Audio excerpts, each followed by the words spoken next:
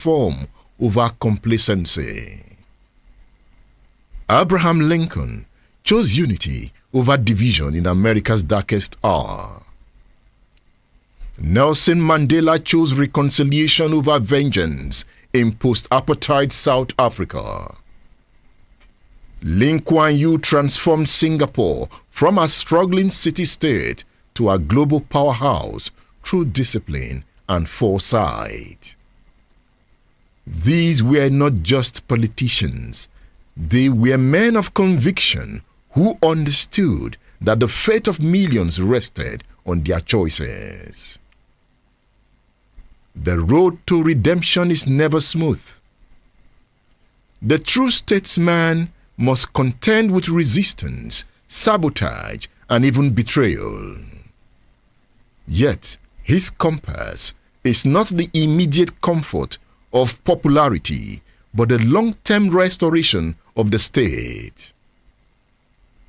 To be effective, the statesman must stand alone if necessary, pushing forward even when the tides of public opinion turn against him. Nigeria is in search of a statesman. Have you found one? A statesman, where are you? All right, let's continue this reflection. I was reading a book entitled Preserved for a Purpose, written by Ido Animashang. After reading the story of Ido Animashang, I felt the need to talk to him. If you were born in the 60s, the 70s, if you enjoyed life during the 70s, you must have danced to the tune of Ido Animashang, that Akpola musician of the 70s, of the 60s. He has been around. Akpola was a popular brand of high life during those times.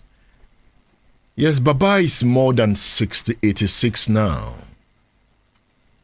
And he wrote a book telling his story. I want to reflect with him the reflections of Reverend Ido Animashang.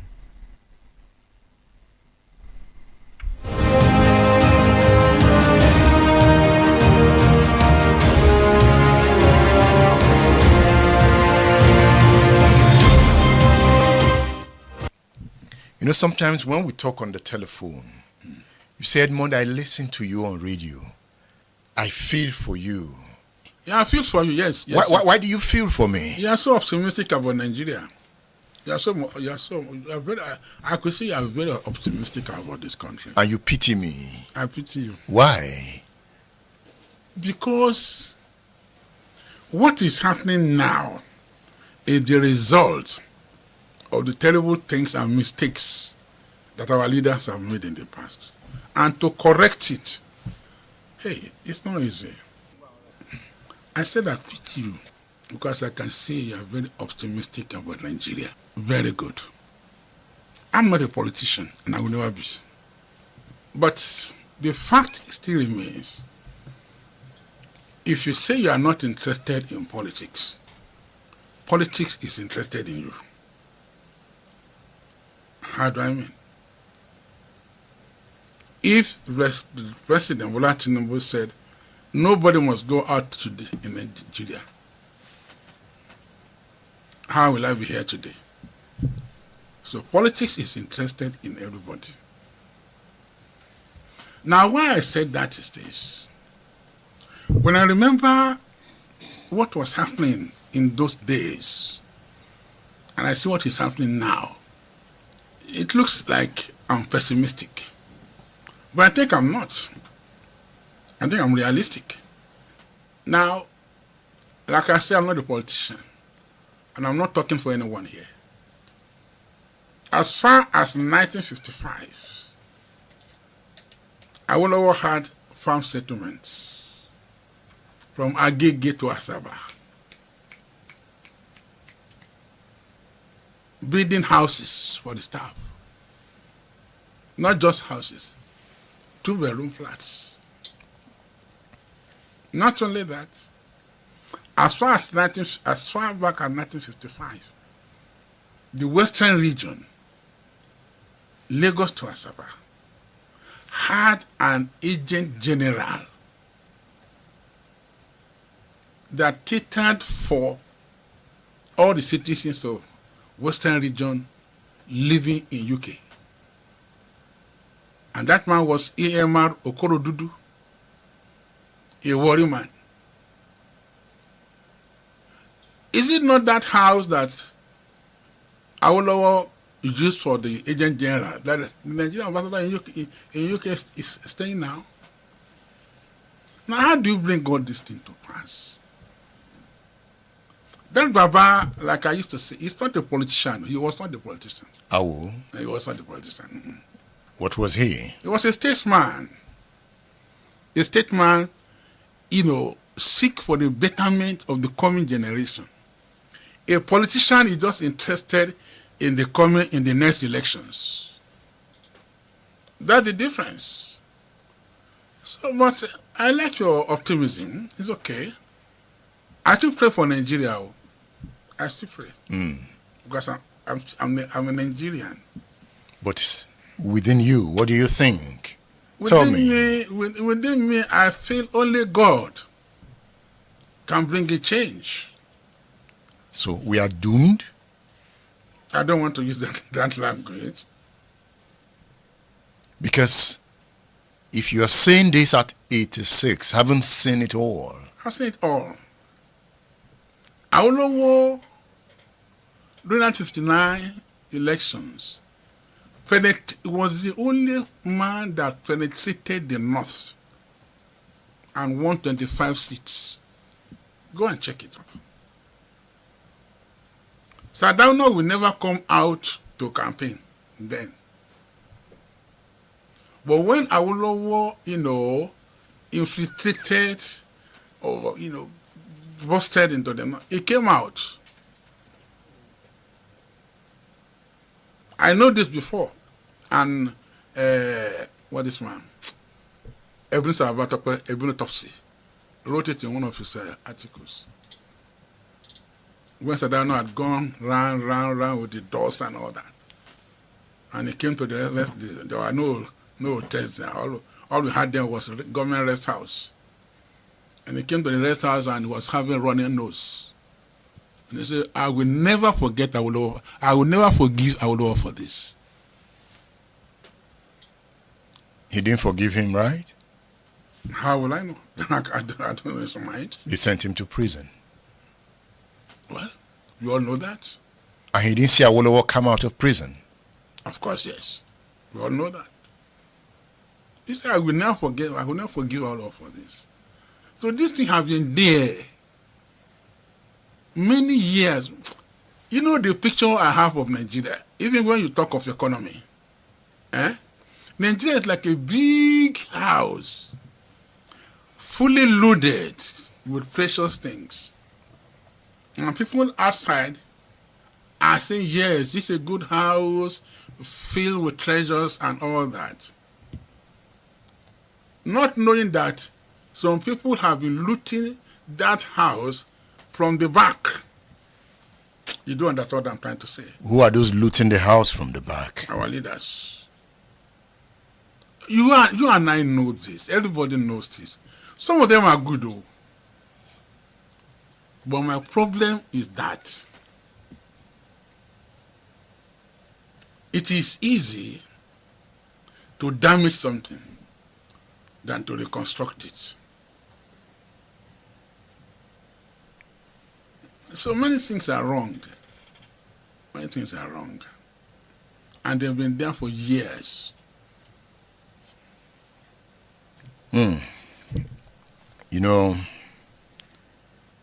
For somebody like me, I will tap from your experiences. Okay.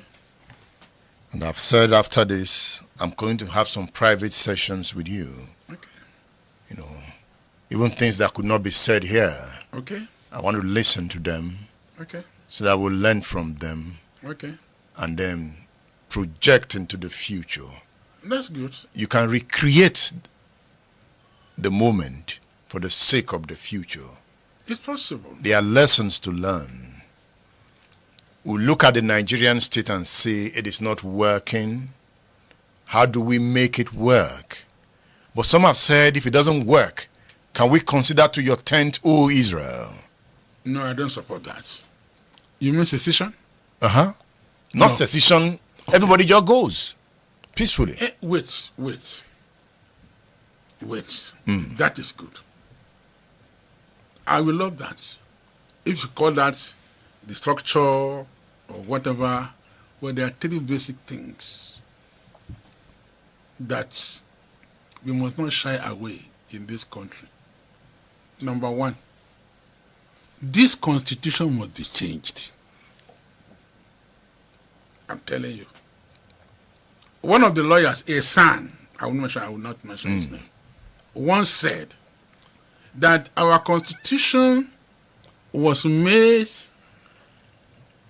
so that politicians can steal money and still go scot-free.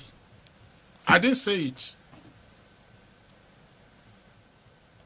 So do away with the constitution.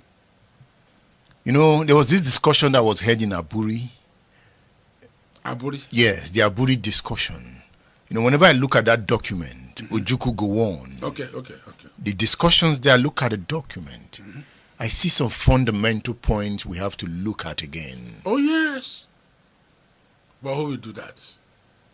You can help us. I can't. I'm not a politician. You don't have to be a politician, because politics will always come to you. I said it. You say you're not interested in politics. Yeah. Politics is interested In you. That's the truth. And so... is the country tapping into experiences of the Dou Anima Shauns? Who am I? You are somebody. You know, because I was looking at those you met in your music career. Okay. The people you interacted with. Oh, yeah? The soldiers you interacted with. The politicians, the governors you interacted with. Those you met in Reform Ogboni fraternity. That is huge experience. We tap from it, recreate it. I have read your autobiography. I have seen points of research. We can do more. You know, somebody was asking me, why are you so interested in Babas? I said they have the experiences. You can't buy experiences now. You cannot. You can't buy it. They are priceless.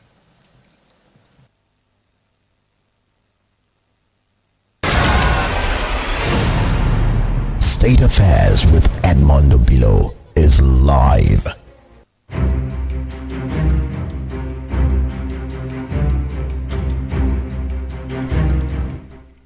Yes, that's Baba Ido Anima Shaun.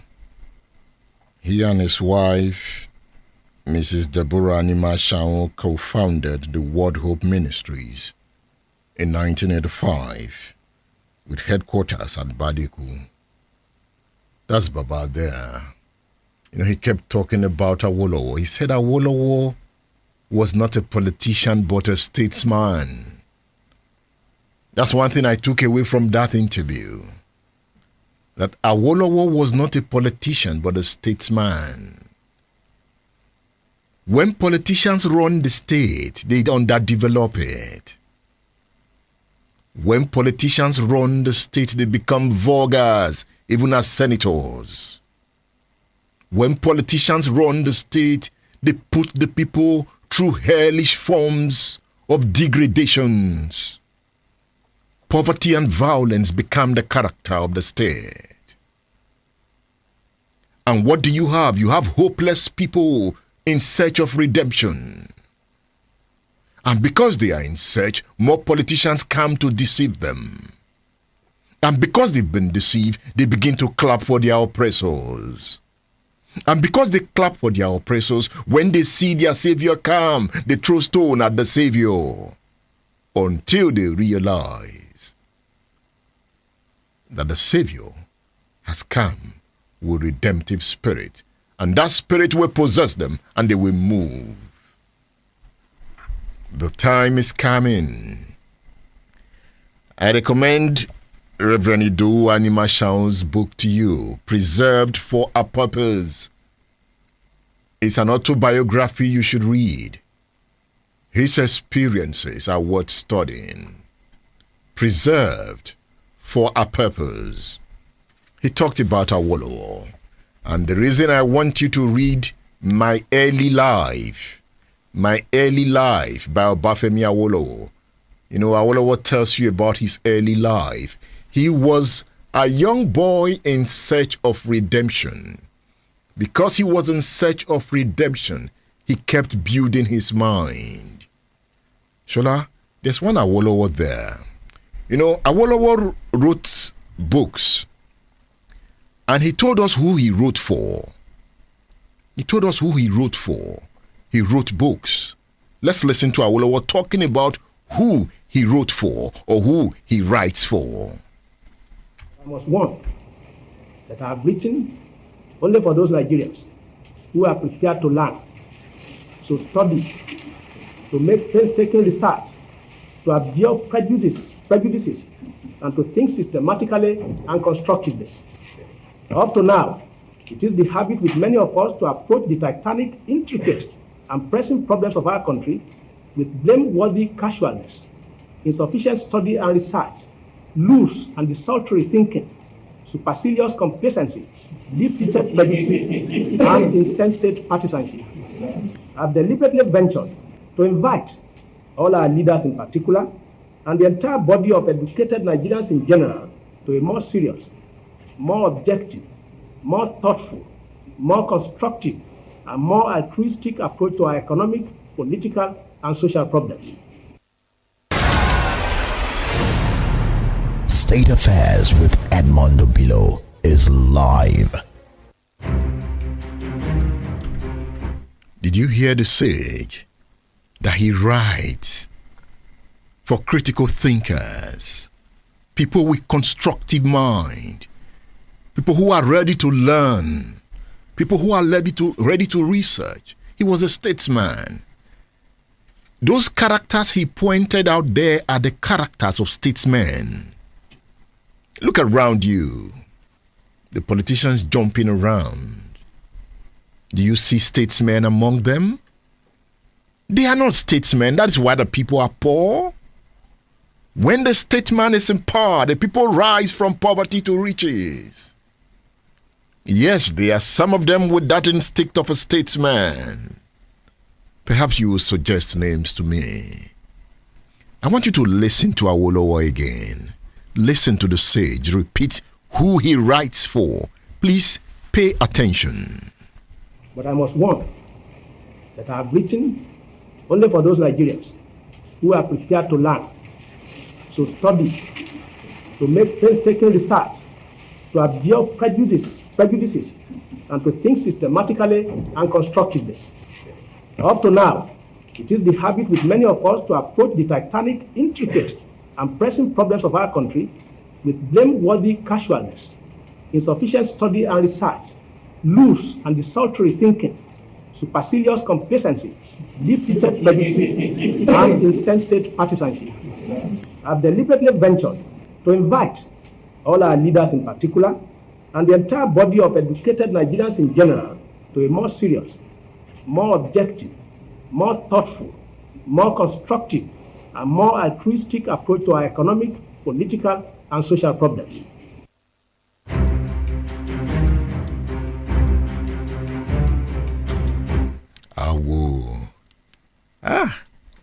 I love him. I just love him. You know, when I read him, there's this motivation.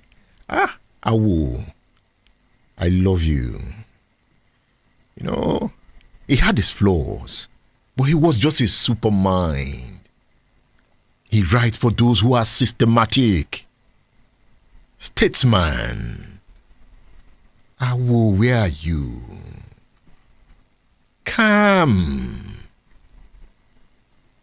Can you read Awo and learn from Awo? You are the next statesman. Hey boy, So when I say statesman, you must not be a man. Okay? Hey girl listening to me, you are a statesman. Build your mind.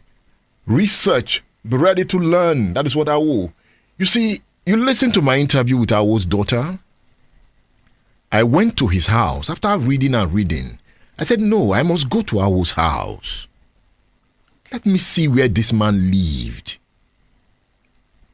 You know, if you look at Awo's library, Awo learned science. Look at Awo's museum. Awo was a researcher. He was a deep thinker. Awo, he was a statesman. And you could see the progress in the Western region. You could see the progress in the Western region. See, let me read this. You know, he was sentenced to prison for 10 years. While he was being sentenced, he was given the opportunity to speak in court. Let me just read a part. I hope you are following me on social media, because I'm going to release a lot of historical and research work on those pages. So if you are not following me on X, on LinkedIn, on TikTok, if you are not following me on YouTube, you are losing a lot, because the class is on. It is not just the Saturday class, it's the everyday class. So come on my social media pages. Awo said, since 1957, I have fought with vigor against the feudal system in the northern region and for its eradication. I have also fought to prevent the spread of this evil political system to other parts of Nigeria. I have always fought for what I believe without relenting and regardless of consequences to myself. I'm going to produce more classes on Awo. Awo is that symbol of a statesman that I project. Another symbol of an intellectual statesman that I project is Professor Nick. Here, he tells you how you can be a great writer. Here, he tells you how you can be a statesman through the inspirations of your work. Ni Oshudari is a great African. Have you seen Prof? Say hello to Professor Oshudari.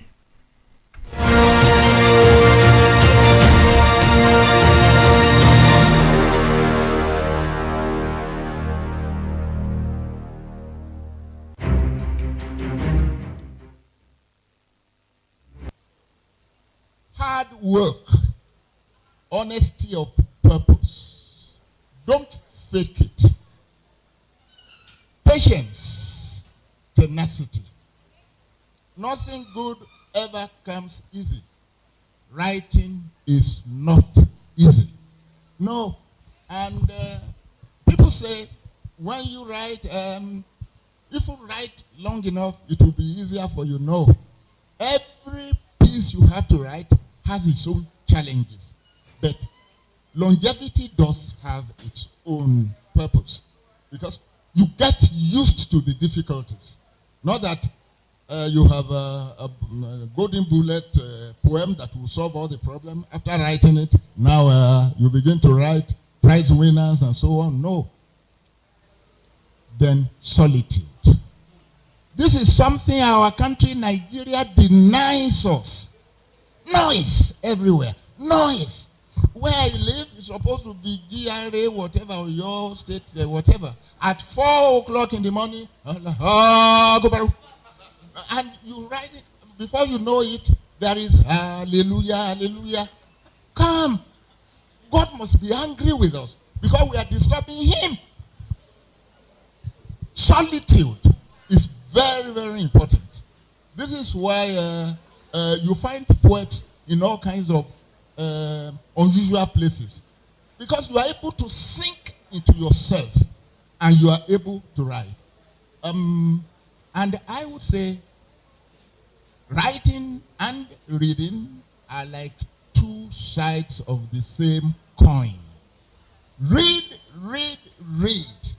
anything decent, anything well written. Our newspapers, bad as Nigeria is, still has some good columnists. Make friends with them.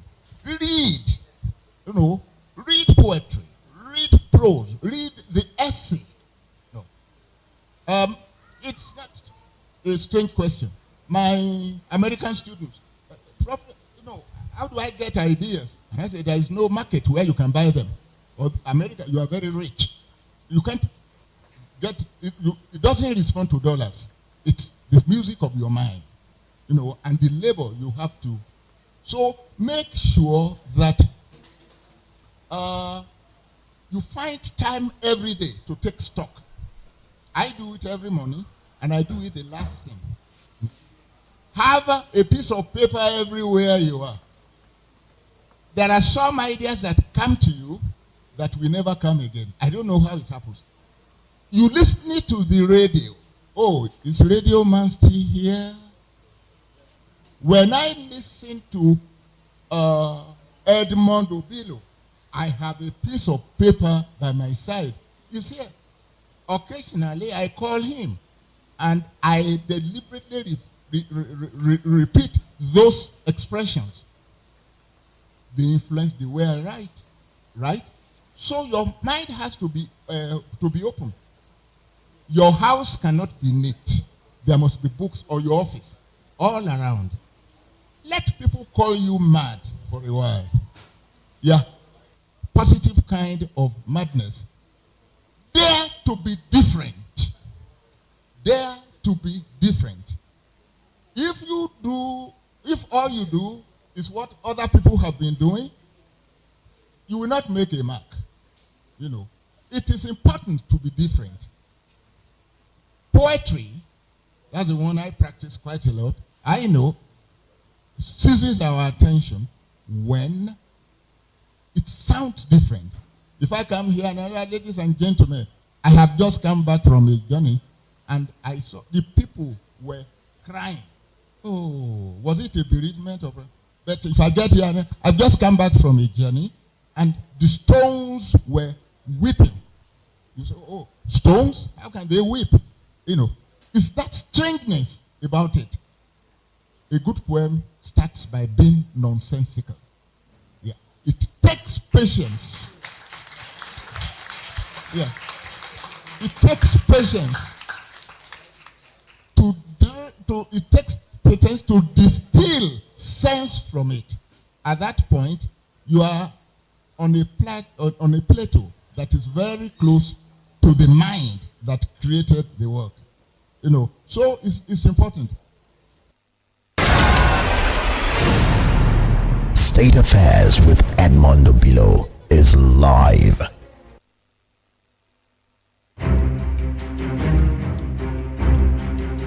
Professor Neo Shudare, the great African, speaking there at the 10th anniversary of his National Order of Merit, a day of poetry readings, music, and drama. It was organized by the Department of English, University of Ibadan, and Neo Shudare International Poetry Festival. The theme of the day was Neo Shudare, 10 years after the harvest. 10 years after the harvest continues. That is a great African there. Have you learned some things as a young person? Because he was speaking to secondary school students. I was there too listening. Some professors were listening. That is the message. It is Splash 105.5 FM, the Integrity Station. Stay tuned and stay cool. Do you know that disability awareness is important for the promotion of an inclusive society where barriers are broken down? The Discrimination Against Persons with Disabilities Prohibition Act of 2018 guarantees that the rights of individuals with disabilities are protected. The law states that even though we are all different, we are all the same, and we all deserve equal opportunities and mutual respect. Disability rights are human rights. Let's unite to promote inclusion with unwavering dedication while working tirelessly towards creating an inclusive, accessible, and sustainable Nigerian society that respects, called the leader protects, that and was fulfills the resting. rights of persons with disabilities, particularly Endorsed women, Bola youth, Ahmed. and children with disabilities. At that point, Together, the center we could can not make a hold, difference. right? Follow us on Facebook. Let me tell you, there was nothing wrong with Baba Adebanjo wanting Governor Peter Obi as president. What was the quarrel was that did he make enough consultation? If this is personal predilection, if he feels strongly about it, did he consult enough within the wider Yoruba nation? Were there enough members of Afenifere and those who belong to the Yoruba leadership following him in this decision? For me, I believe at that point, I don't believe Baba made enough consultation. Especially, he did not make enough consultation with the leader of Afenifere. If you're acting on behalf of somebody. Okay. Therefore, that somebody should still have a say.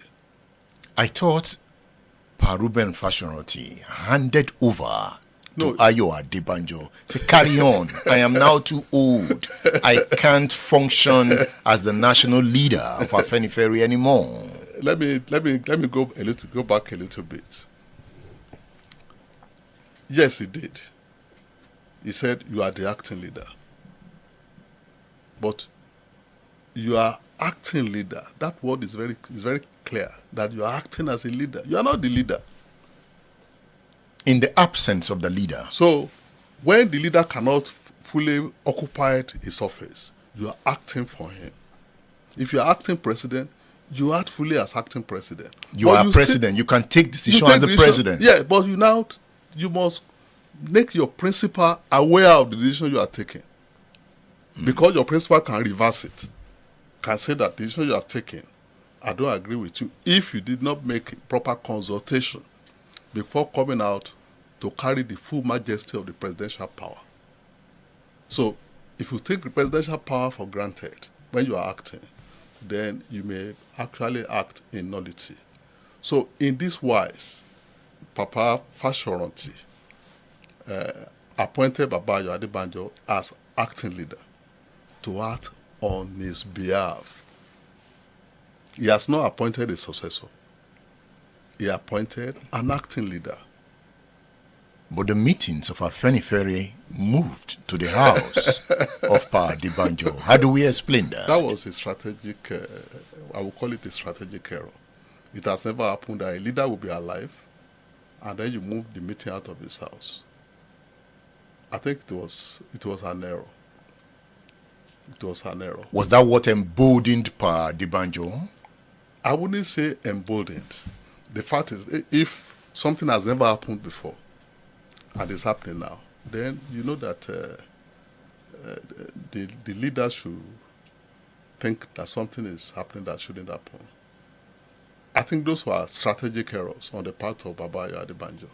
There was nothing wrong with him being acting leader, but if you follow the tradition of Afenifere, the meeting should still have continued in the house of Fashoranti.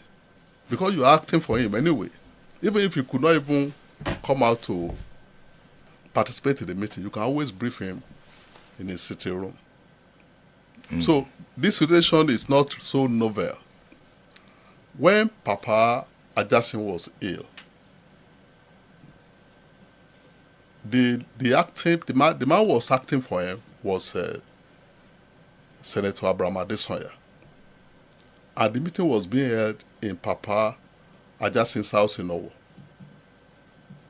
So, when eventually Papa Ajasin passed on, a meeting was called in Owo to decide on who will step into his shoes. And there were two persons that were being mentioned at that time, Papa Adesanya and Shibola Ige. Then when they got to the meeting, Shibola Ige was the one to speak. Then he said, I would like to propose Senator Adesanya as leader of Afenifere. And Senator Adesanya was elected by acclamation in Owo. Senator Adesanya did not say, I'm now acting leader, let me move the meeting to Ijebu-Igbo. No, he didn't do so. though it was obvious that he was acting for Baba Ajasin. All through the while when Baba Ajasin could no longer attend meeting, or when he became very ill and he had to be moved to Ile-Ife, teaching hospital, where he was attended to by Professor Roger Mokonjola, the then Vice Chancellor and the first-class physician. Should we attribute the present crisis to the hands of Bola Ahmed Tinubu? He's the president, a magician. I've just told you what happened. Yes, but that something that the acting leader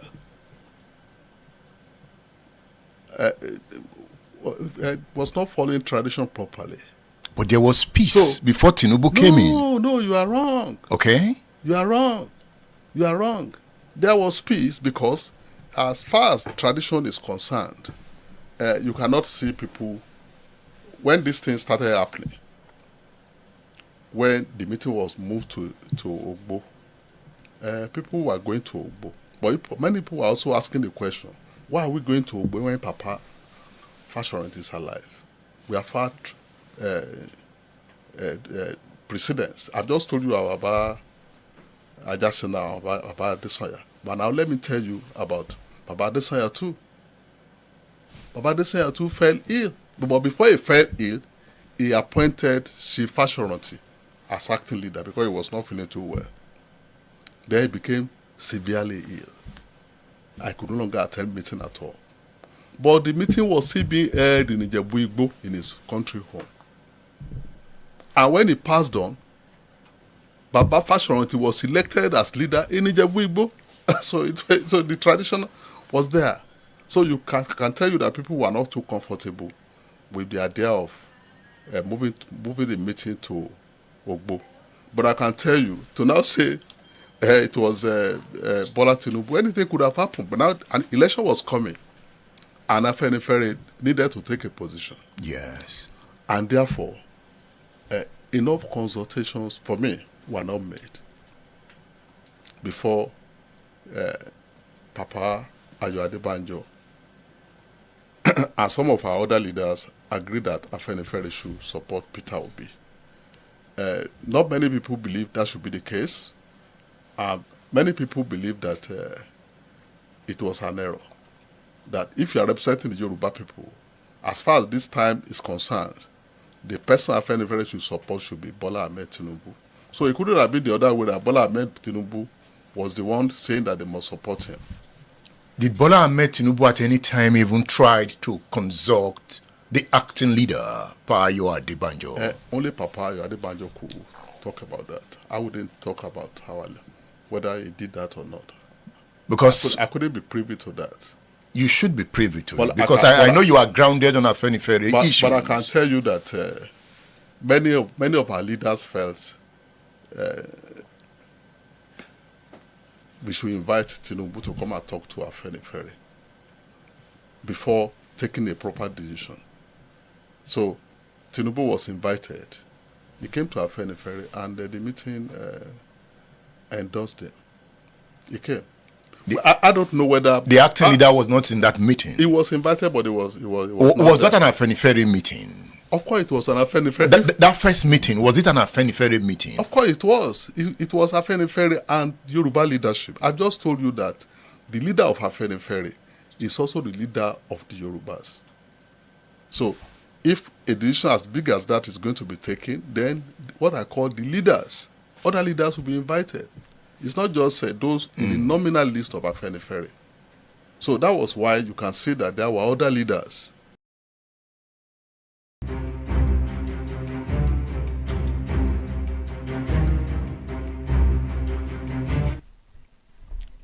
The greatest challenge of statecraft is not in making laws, but in elevating the minds and spirits of the people. Our redeemed state is not just one with functioning institutions, but one where the citizens have discovered its sense of purpose. The statesman, therefore, is not just a lawmaker, He is a moral guide. He is a restorer of hope. And he is an architect of national rebirth.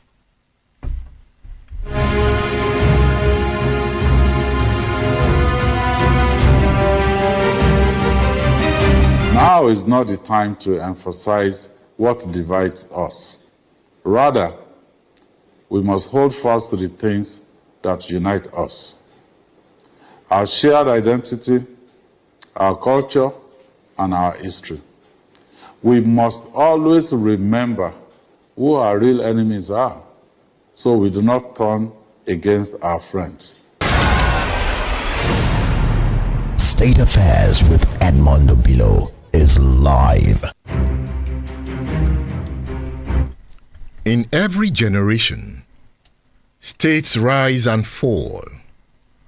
What determines their fate is not the abundance of natural resources or military strength, but the quality of those who lead.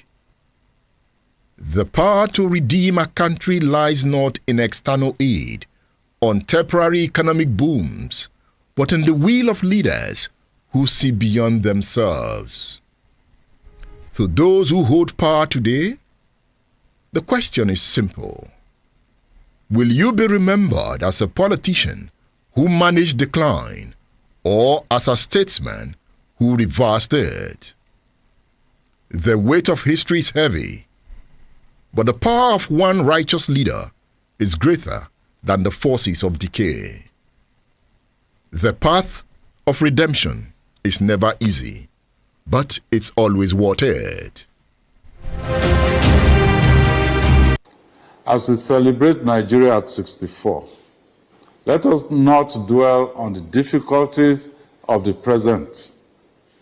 Instead, let us use this period to reflect on what we can do different so that the future of our nation will be better than the past. Let us focus on the real hope that lies ahead. State Affairs with Edmondo Bilo is live. You know, some say Nigeria is dying.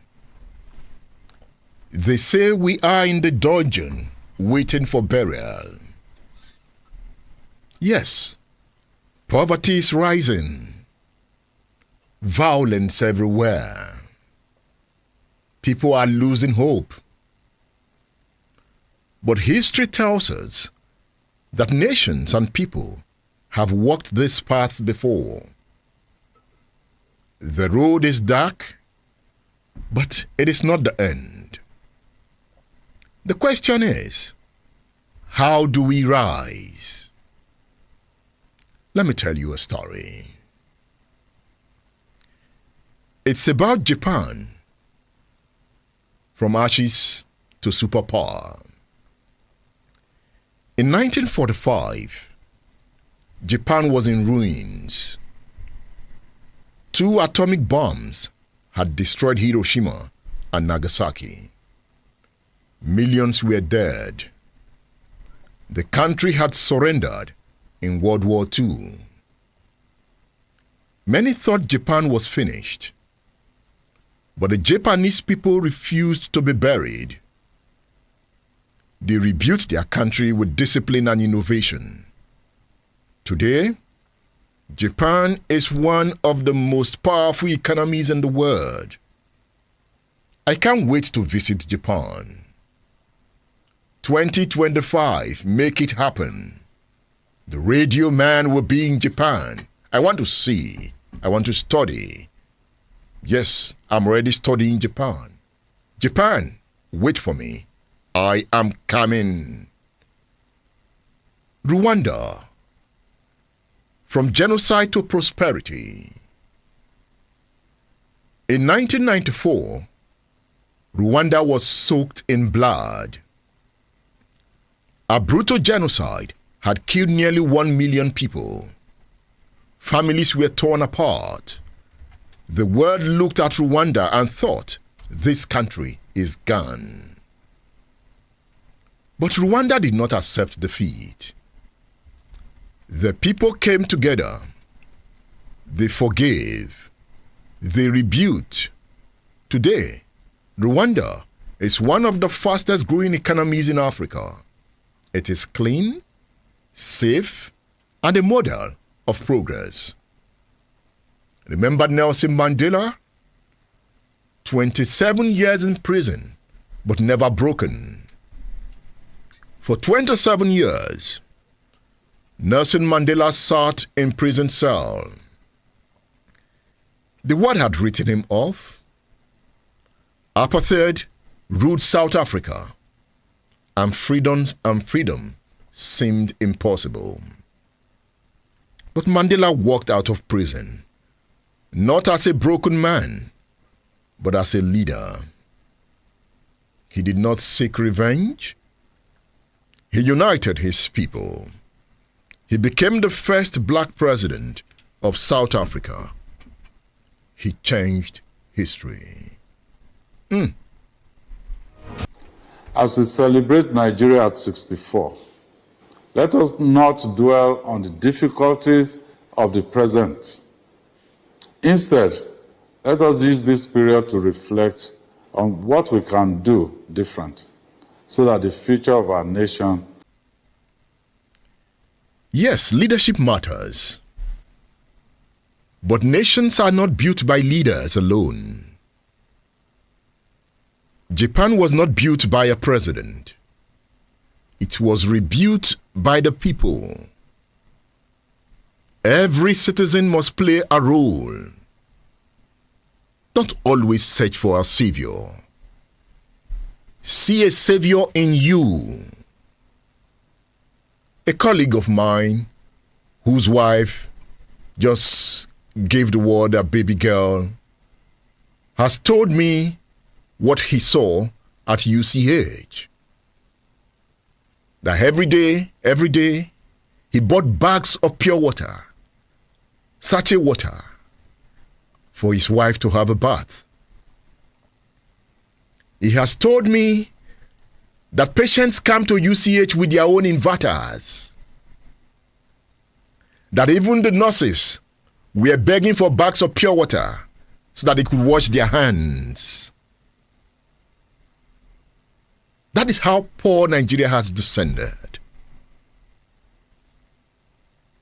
For more than 2 months, that hospital had no electricity.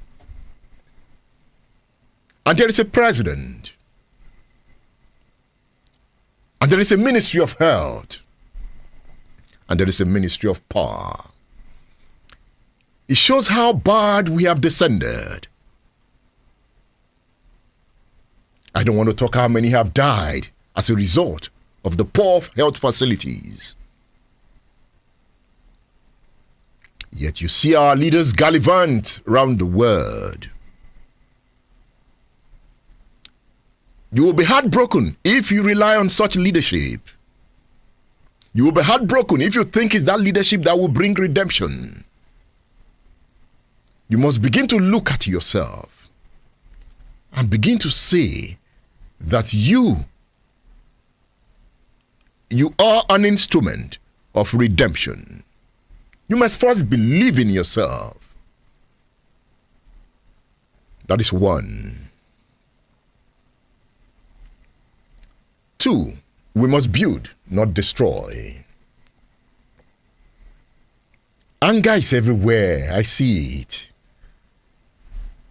People are frustrated.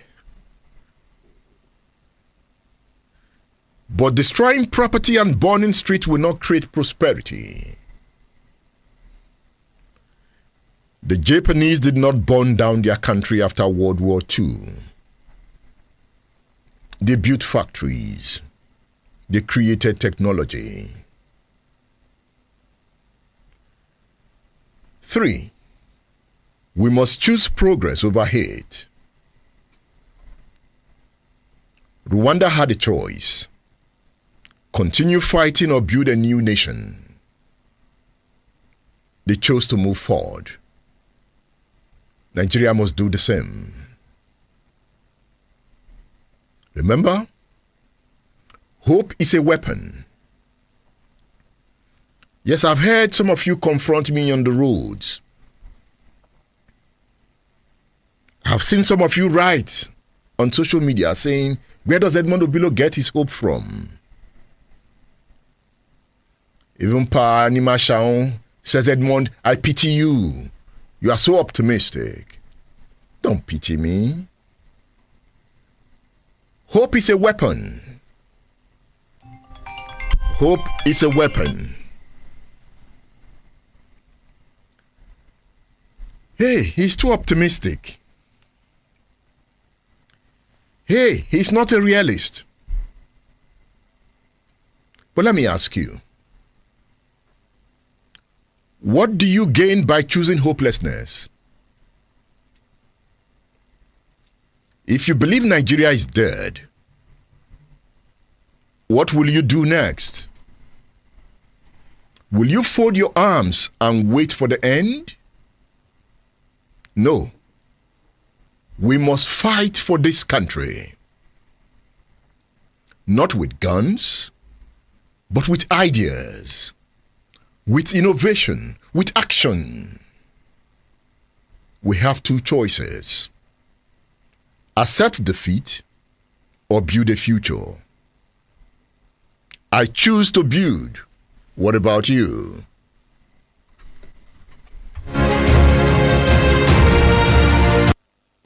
Our journey has been one of highs and lows. We have walked, crawled, run, stumbled, and risen again. We have experienced moments of pride and moments of reflection. But above all, we have demonstrated unwavering resilience. Here in Oyo State, you have exemplified that same resilience by supporting our administration over the past 5 years as we moved from accelerated development to sustainable development with a focus on moving the people of our dear state from poverty to prosperity. State Affairs with Edmond Obilo is live.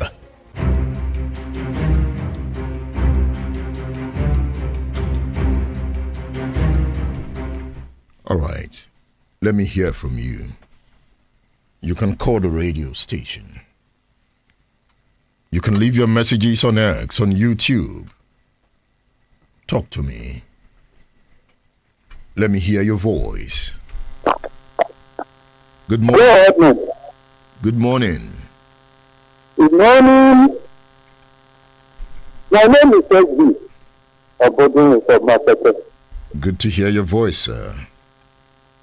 I'm surprised about one thing.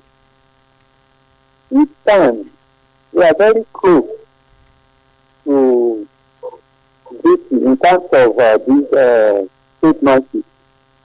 Something will just happen, and we will lose all. And we will go back to square one again. I remember, had people like Chief Afenifere Awolowo told us what his condition would have been by today. I remember when late Muritala Muhammad did his best within a second, the hope was gone. And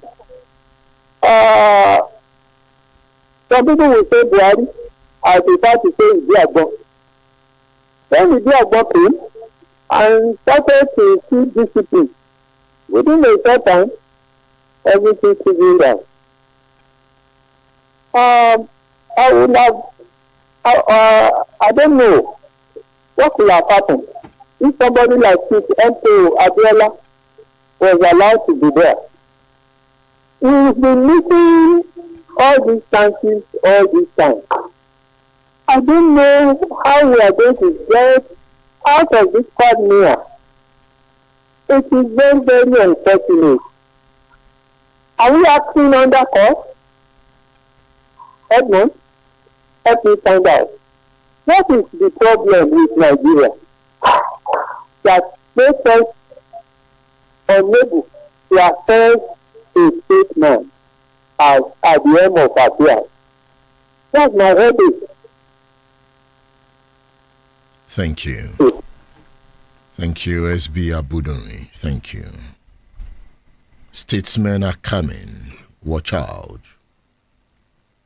Have you read this book, A Biography of a Media Icon? Yemi Farumbi, his word, his works, his words. I want you to read the book, written by Yomi Davids. A Biography of a Media Icon. Yemi Farumbi, his word, his works, his words. You can see the book. When Awolowo said he was writing for those who are ready to learn, I'm telling you, if you want to be part of the redeemers of the state, you must be ready to learn. You must be systematic and constructive. The lines are open.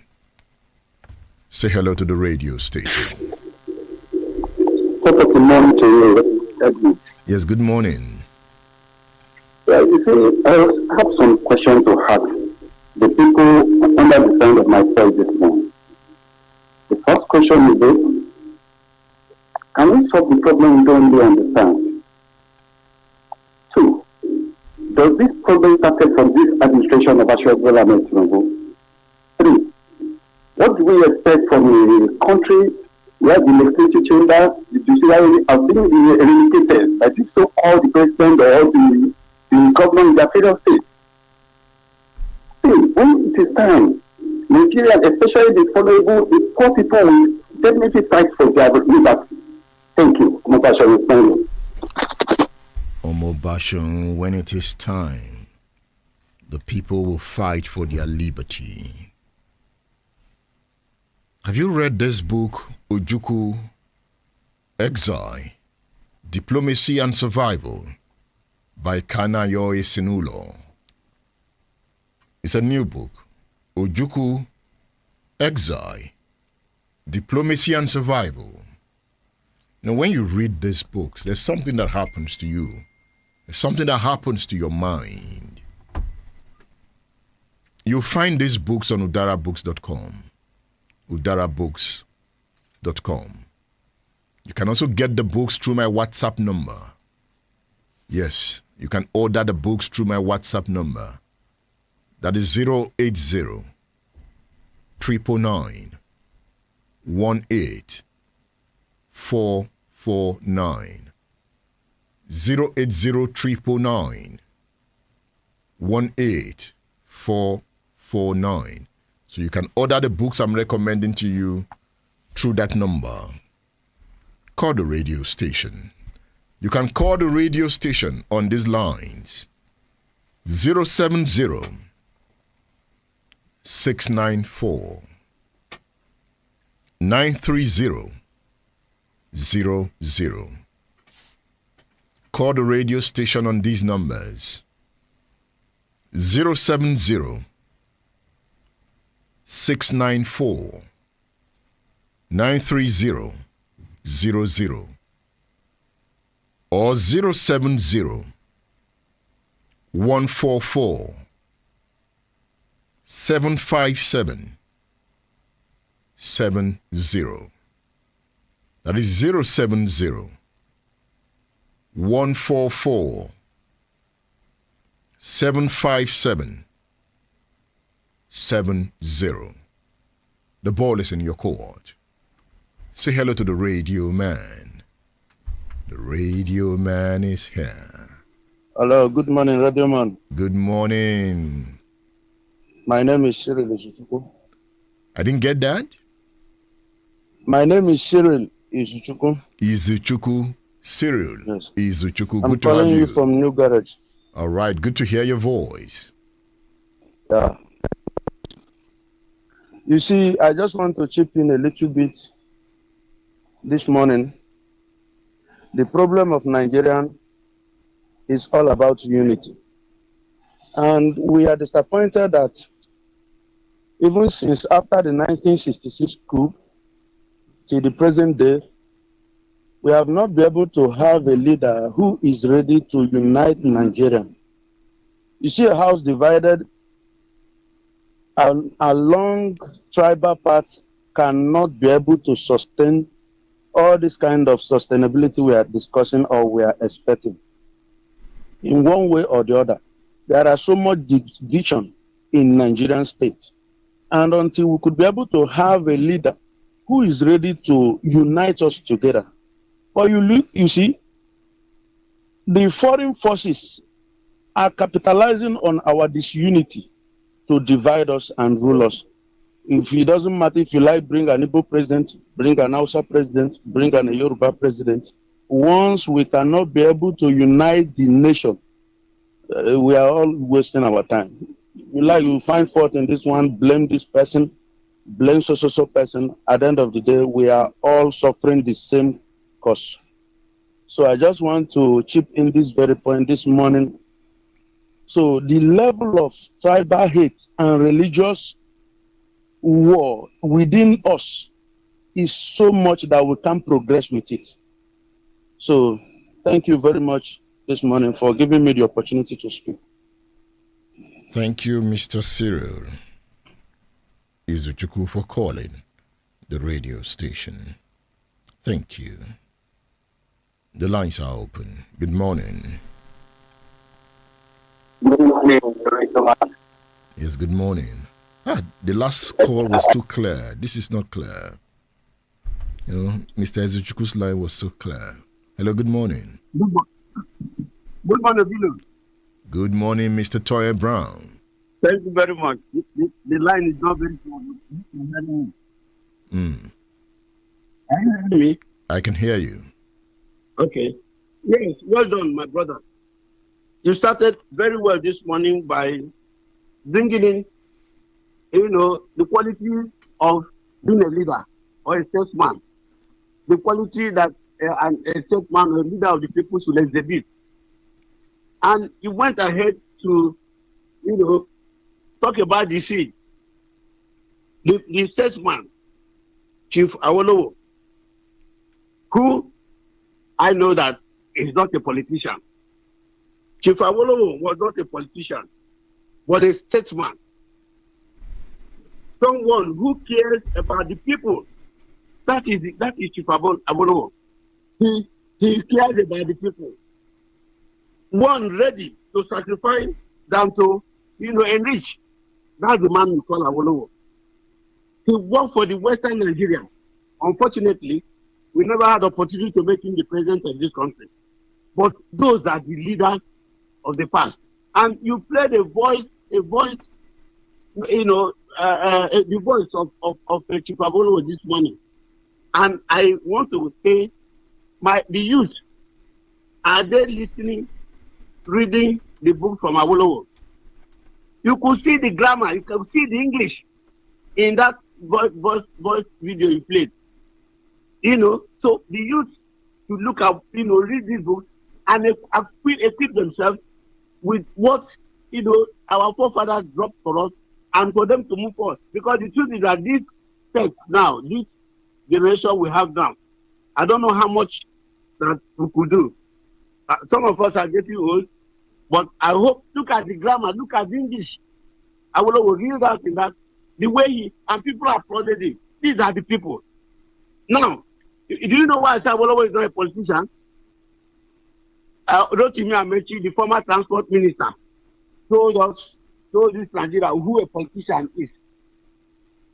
Obilo, the man said the politician has come to kill, maim, steal, destroy, etc.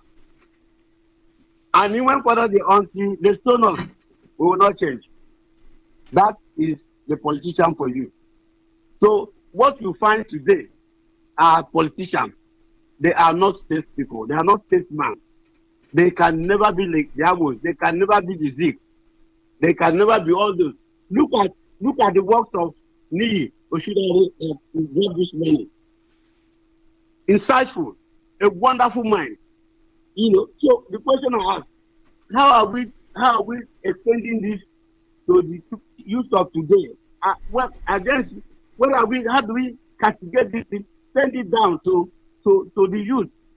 Because, like I said, the youth are leaders of tomorrow. Because if you look at the work of Oshidare, you will see what it is to be a journalist, what it is to be insightful, what it is to be a wonderful writer. So what is happening to our group of people? The youth I'm asking. And so I hope the lives of, I'm sorry to use this word, I hope the lives of Wike, Vitamin Wike, and his life knows now to listen to who a leader should be. Not the one that, because of selfishness, because of me, you want to destroy my political structure. You want to see my political structure. I'm going to destroy. You don't mind whether people are killed, whether people are this, just because of selfishness. You look at a state that gave you 8 years. You feel comfortable to begin to cause trouble, So these are the politicians. These are the politicians. I hope he's listening. I hope he heard what you read, what you realized this morning, the quality of a leader, who a leader should be. Thank you very much, my brother. Thank you, Mr. Toyin Brown. Toyin Brown. Let's listen to Awolowo again, talking about who he writes for. Awo. Where's Bola Ige? Bola Ige. Obafemi Awolowo. Let's listen to Awo.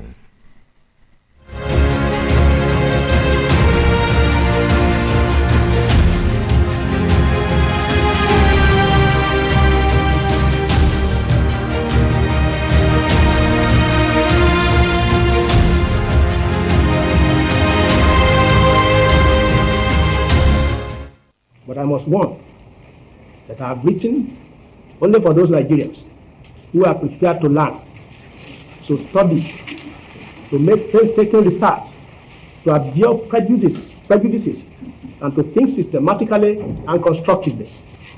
Up to now, it is the habit with many of us to approach the titanic, intricate, and pressing problems of our country with blameworthy casualness, insufficient study and research, loose and desultory thinking, supercilious complacency, deep-seated prejudices, and insensate partisanship. I have deliberately ventured to invite all our leaders in particular, and the entire body of educated Nigerians in general, to a more serious, more objective, more thoughtful, more constructive, and more altruistic approach to our economic, political, and social problems. State Affairs with Edmondo Bilo is live. But I must warn that I have written only for those Nigerians who are prepared to learn, to study, to make painstaking research, to absorb prejudices, and to think systematically and constructively. Up to now, it is the habit with many of us to approach the titanic, intricate, and pressing problems of our country with blameworthy casualness, insufficient study and research, loose and desultory thinking, supercilious complacency, deep-seated prejudices, and insensate partisanship. I have deliberately ventured to invite all our leaders in particular, and the entire body of educated Nigerians in general, to a more serious, more objective, more thoughtful, more constructive, and more altruistic approach to our economic, political, and social problems. State Affairs with Edmondo Bilo is live.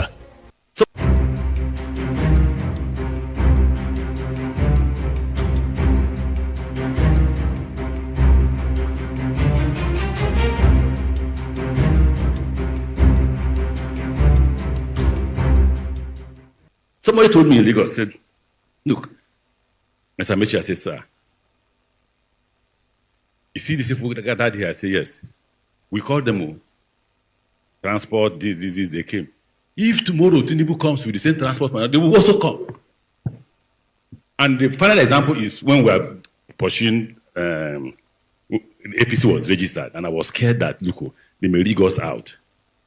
So I got the party to agree that we will carry out a demonstration. We agreed that we carry out a demonstration. We assembled at, where is that parade ground? Eagle Square. We released some money to go and bring women and all that. I walked in. One time I must go early to know what is going on before people will come. See the women gathered. Guess what they are wearing? Jonathan for president. God bless you.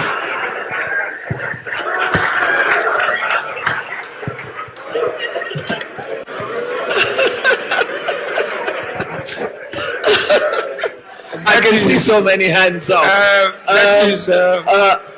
I need to be partial. Let me intervene here. Okay. That is borrowed from Rivers. Because when Odili was in office as a governor, we went on a rally. The entire stadium was filled to capacity. But before we could finish the rally, everybody had left. We were left alone. Then I asked what happened. He said they were paid for only 2 hours.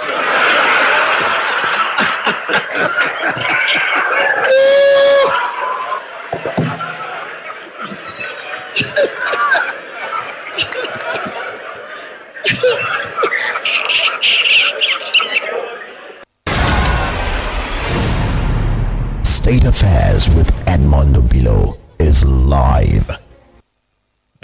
Yes, distinguished ladies and gentlemen. Please, whatever I say, put the blame on Tambua, because we had together prayed the Islam prayer that we should not talk here at all. And it looks as if his prayer didn't work. That's why I'm talking. Exactly. Says my name Ibrahim. I was going to respond to you. You see, all we hear here is typical Nigeria. Typical Nigeria, and you are clapping. That's why politicians get away with anything. They get away with murder because you have short memory. Short memory.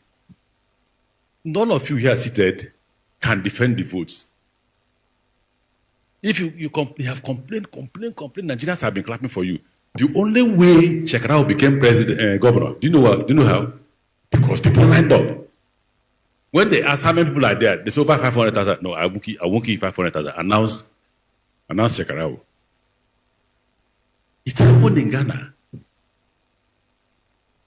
Before the election of the last president.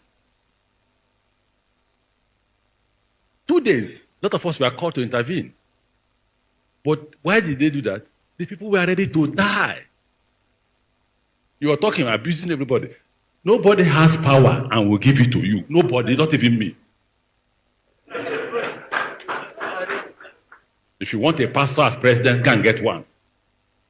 The politician is there in Nigeria to steal, to maim, to kill, to remain in power. If you think Tinubu will give it to you, you are wasting your time. So when we speak, we forget history. Unfortunately for me, poverty has made me to be part of the political system from when I left university. I left university in 1987, and I've been part of the process till today. You can't wish me away in the formation of APC. You certainly can't wish me away. You can't wish me away in how APC won election. You can't. But the truth is that if some of us did not stick at our neck, say, PDP, good luck, we want to die with you. When they saw that we were ready to die, what did they do? They gave up power. So we have sweet mouth, we'll talk about it, we'll repeat these things every day. Tomorrow they will call you in Lagos, you will go. State Affairs with Edmondo Bilo is live. Splash FM 105.5.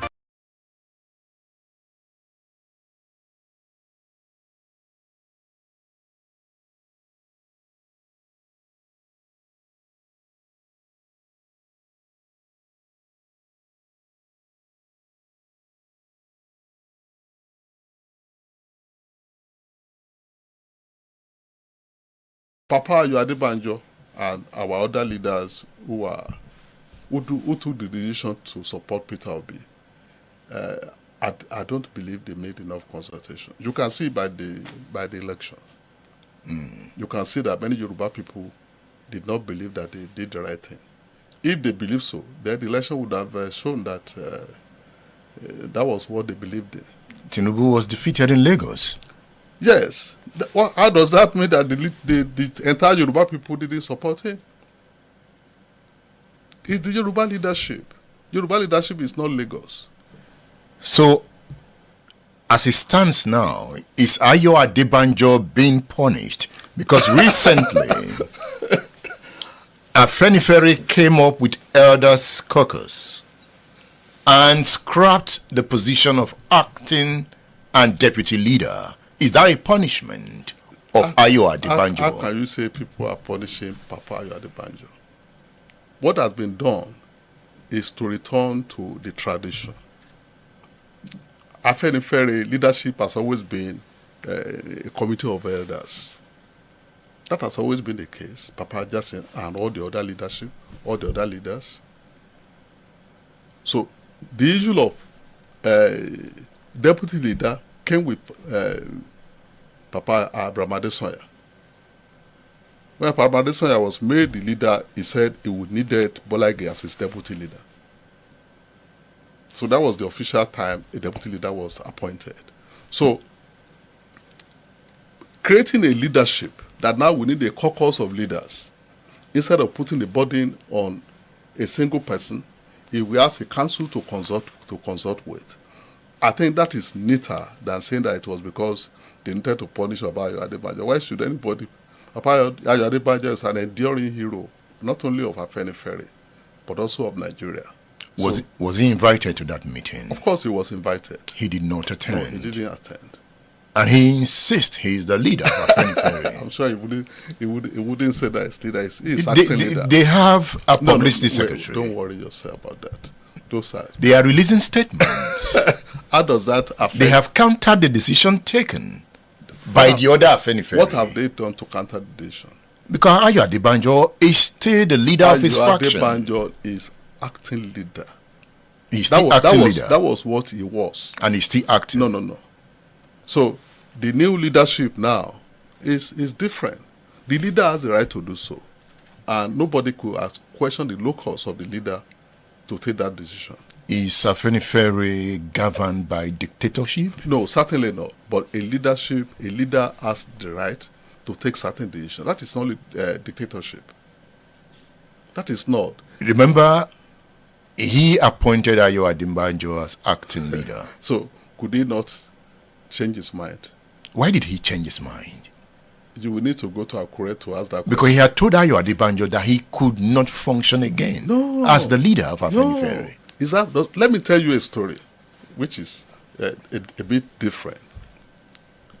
King Hussein of Jordan was old. He had cancer.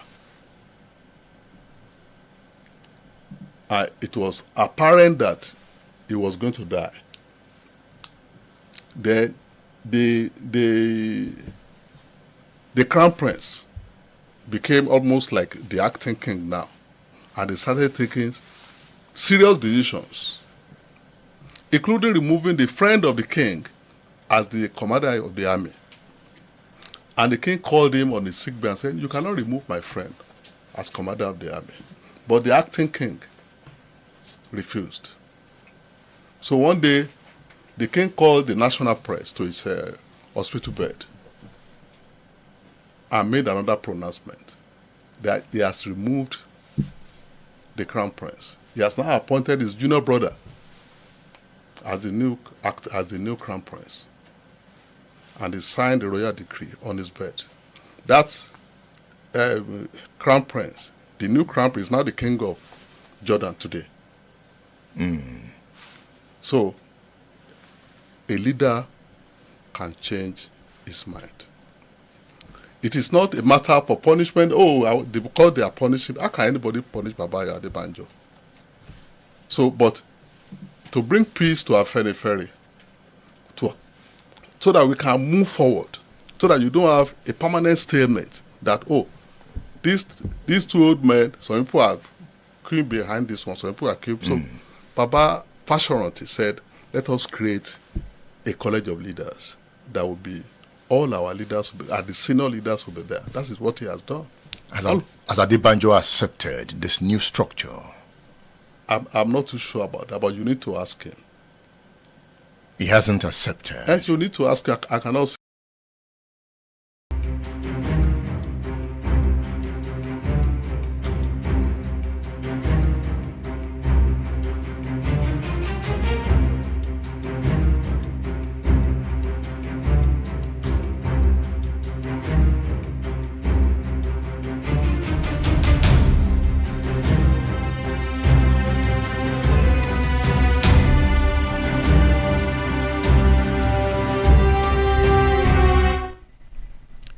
Yes, I was going through the governor's newsletter. Ashe Makinde. Remember, the program is State Affairs on Splash 105.5 FM, the Integrity Station. We are broadcasting from Ibadan. It has been a week of international recognition for your state, particularly in the area of agriculture. Governor Shea Makinde says the recognition is not a goal, but a result of strategic planning and execution. Did you receive the governor's newsletter? I am going through my own newsletter now. In the newsletter, the governor says, when we started putting in the work over 5 years ago, we did not do it for accolades. We did it because data, science, and logic supported our decision to make agribusiness one of the core sectors through which we would move our people from poverty to prosperity. The governor highlighted the challenges and successes recorded so far, including the Fashola Agribusiness Industrial Hub. Though it took longer than expected, the governor says valuable lessons have been learned. He explains, we ambitiously thought we could finish the project within 1 year. Well, we didn't. But we have learned so much from that pilot project, which we are implementing as we move to Erua and Ijai. Governor Makinde in his newsletter also revealed that the president of Sierra Leone, Julius Maada Bio, was impressed by your state's systems and has invited him for further engagement. As the Makinde administration moves into its final 2 years, questions have been raised about continuity. The governor says the people will decide, but he will reveal his preferred successor in 2026. He says, sometime in 2026, I will reveal who I will be supporting for the 2027 gubernatorial elections. It will then be left to you, the good people of your state, to see if you want that continuity. Meanwhile, the state government says it remains committed to infrastructure, tourism, agribusiness, and solid minerals development. Governor Makinde concludes with a message of gratitude to the people of Oyo State by saying, these accolades we are receiving are a celebration of you, the good people of Oyo State, for your continued support. And for this, I am eternally grateful. Let's forge ahead to do even greater things. That is Governor Shea Makinde's newsletter. The program is State Affairs on Splash 105.5 FM, the Integrity Station. In Nigeria, where politics beats like a restless drum, a warning echoed from the corridors of power in January 2024. The messenger made the point: a storm is gathering. The nation's political landscape is shifting, and it's not for the better. Chief Bisi Akande, former governor of Osun State, and the first interim chairman, or the first chairman of the All Progressives Congress, APC, has seen many battles. He made that remark while he was celebrating his 85th birthday. So Baba is 86 now. He spoke with the weight of experience. His words were not casual remarks. He sounded prophetic. He warned Nigeria's current leaders of a new and dangerous threat an uprising, not from the streets, but from within the system itself. Are you in class? These are the words he used. There are ferocious vagabonds waiting to attack. Ferocious vagabonds waiting to attack, Akonde declared. He says, today they hide under their armpit. Today they hide under your armpit, under your garment. They are the most corrupt, yet they are becoming most popular in the minds of the people. They have more money and they are possibly richer than you. They will fight and take over power if you are not careful, but they don't mean well for the nation. You know, he was speaking to governors, politicians, senators, telling them that a ferocious vagabond or ferocious vagabonds are coming to deal with them if they are not careful, and they will take over power.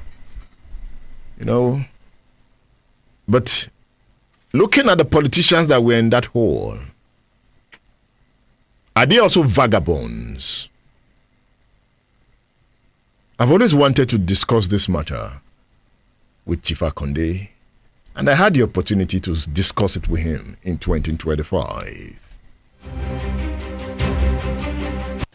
You know, Baba, during your 85th birthday, yes, you delivered a speech, yes, that got me so interested, yes, that I had to do an analysis of your speech, yes, for about 1 hour on radio. You said these coming political vagabonds are going to fight with you. Yes. Who are these coming political vagabonds? Vagabonds. Who are they? Plenty in the streets. Those who see power as a means of livelihood. They are snatching power, left, right, and center. So they are in power already? No, they are coming. They are still coming? Some of them are in it, some are still coming. They become the example of most.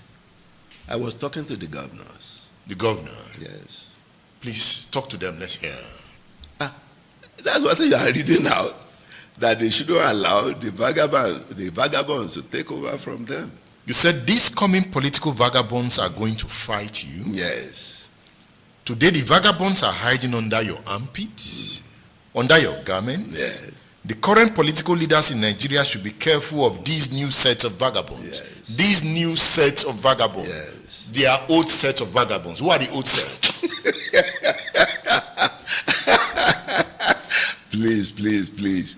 The vagabonds are in the streets and they are taking over power. In my days, people don't go to government for money at all. At all. You come out, if not possible, poorer than you go in. But that has changed. Oh, you go there now to make money. So the vagabonds have been around? No, some of them are there. Some are coming. And more are coming? Oh, yes. That is trouble for Nigeria. Oh, it's trouble for everybody. So what do we do? Oh, I warned. I can only warn. I can't stop. I'm not a police. I'm not the security. I'm not anybody. I'm not the active politicians. You know. You said they vagabonds are the most corrupt? Yes. And are becoming more popular in the minds of the people? Yes. They have more money and are possibly richer than you? Oh, yes. They will fight and possibly take over power if you are not careful. But they don't mean well for the nation. They don't. Because they have no thinking other than going there to take the money. But they are already taking the money. They are already, oh yes. Me and you should fight hard to stop them. If we can't, we are gone. We should fight. Oh, we should. Tinubu can do something, right? Oh, he has started doing a lot. But more money is still flying out of the system. Oh, there is nothing he can do. You know, he's been concentrating on the revenue aspect of the economy. Let's say when the new tax bill is passed, let's see what he will do again at the expenditure end. State Affairs with Edmondo Bilo is live.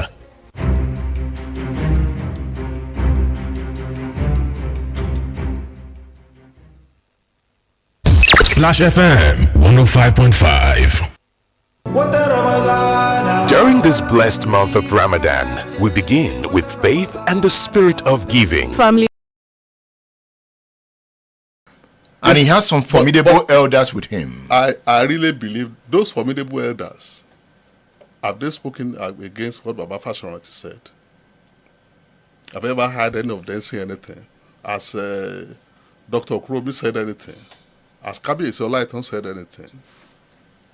Let me tell you, all our leaders are interested in reconciliation and rebuilding of Afenifere as one body. So can we say at this moment Yes. that President Tinubu is the leader of the Yoruba? The Yoruba is different from Nigeria. Totally different. And Tinubu is not the first president from the Yoruba nation.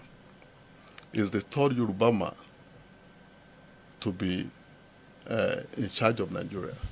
The first having to be Olusegun Obasanjo. The second being Chief Shonekon. And now Bola Ahmed Tinubu. But he seems to be the one that knows how to play the Afenifere game. How is he playing it? You know, even as governor, Afenifere, somehow, Tinubu was also behind the division of Afenifere at that time. Well, there was the Afenifere renewal group. I cannot talk about that. But let me tell you, during the Abacha crisis, when Afenifere was very, very strong on ground, all the leaders that were emerging as governors and senators were mostly people who have played roles within Afenifere. So, Afenifere and the National Democratic Coalition, they were virtually the same organization in Yoruba land. That's Nadeko. Yes, Nadeko. So, you will see that all the leaders were those who have played roles in those organizations. Governor Tinubu, Governor Bisi Akonde, Governor Segun Oshoba, Governor Adefarati. They were people who have played roles in both Nadeko and Afenifere. And therefore, their emergence in 1999 was because of those roles. It is not in spite of them. So, Tinubu was a member of Afenifere in those days. And for now, it will not be right to say that it's because of that. You make it appear as if his role as a member was subversive. This role as a member did very well for us in Lagos. That was why the ADU won the election in 1999. And after that, he went against Afenifere leadership. What did they do? Kufo Bukno was removed as deputy governor, appointed by Afenifere to support him. I think you should understand that when you are in power, when you are a governor, I can't speak about that because I'm not very knowledgeable about that. And I like to talk about what I know more about. A governor and his deputy, if there is a disagreement between them, that cannot be because of Afenifere. As you know, you say you have read my book, House of War. Both Akeomo Buru and Opajashinwa consider themselves as loyal supporters of Awolowo. So it couldn't have been because Awolowo was supporting one or the other. Governors and deputies can disagree, and they don't need to be in Afenifere to do that. And that is still happening across the country. If you know what has happened in Edo State in recent months. You know, you at the beginning of this talk, you alluded to the fact that Afenifere is no longer as powerful as he used to be. Yes, it is clear. I said the influence is dissipated. And that can also be linked to Bola Ahmed Tinubu. Now, if you read Ayo Adebanjo's autobiography... of course, I was privileged to copy-paste it even before it was published. So, what can you say? So, that was Papa Ayo Adebanjo's story. Papa Ayo Adebanjo talked about Bola Tinubu and talked about other leaders, including Shibola Ige, in that very well-written autobiography. But I don't necessarily need to agree with his comments. You see, at some point, we had the Yoruba Council of Elders. Let me tell you, when power came in 1999, there were many things that people were agitated about. First was the relationship between Afenifere and other political leaders who are not members of the Alliance for Democracy. Principal among these was Chief Olusegun Obasanjo, who was president. So there were a lot of debates about this. So when you talk about people who formed other organizations, Yoruba Council of Elders, Afenifere renewal groups and other groups, have they discountenanced the centrality of Afenifere? None of them. They still know that Afenifere is central to the Yoruba identity. Let's walk down history lane. You can. I'm thinking, it seems Afenifere is constantly in crisis. Afenifere is dynamic. It is not changing, it's losing its values. Look at this. Let's go back to the Bola Ige time. Bola Ige was arrested by the Abacha government. At the death of Abacha, he came out of detention. And I learned in detention he had a revelation that Awolowo appeared to him in prison, telling him to lead Yoruba nation out of Nigeria. I also learned he called some news editors to a private meeting where he revealed that appearance of Awo to him. I learned he also took that message to the caucus of Afenifere, telling them that Awo appeared to him in a trance. And Awo came with the message of Oduduwa. Then some leaders interpreted it to say, what is this saying? Why is he always claiming the position of Awo? First, you know about the story I'm talking about, right? Go on. I am done with my narration, Okay. so I want you to come in now. Papa, Shibolage was arrested in Ibadan here and taken to Makurdi prison, where he was sharing a room with one of our colleagues, Mr. Kunle Ajibade, who is still a director of the news. Yes, Shibola came back from prison saying that he had a dream encounter with Papa Awolowo. Now let me situate that position. When Abacha came, and Afenifere also came, and we have been holding meetings. In 1995, a meeting was held here in Ibadan at the Premier Hotel. And we said at that meeting, there was a communique at that meeting that we wanted restructuring. We wanted a return to regional government.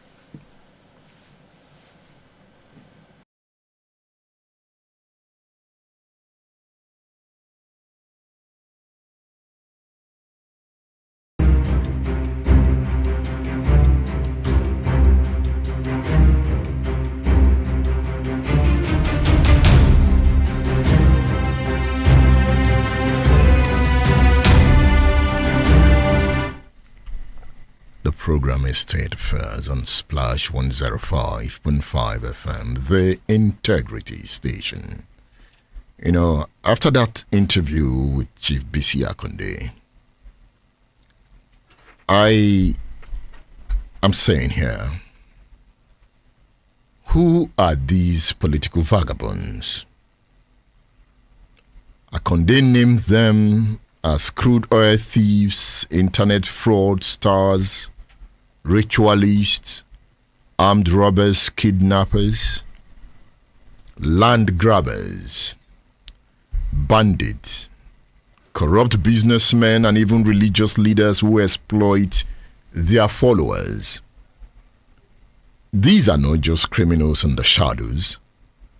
They are rising within the political class.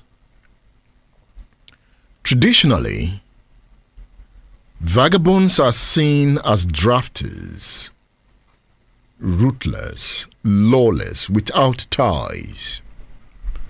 But Akonde's fear is not about the bandits roaming Nigeria's forest. His warning is about something worse: the emergence of brutal, well-funded, and power-hungry figures who will soon dominate politics. You see, if Akonde is afraid of the future, he has seen that vagabonds are coming to take over.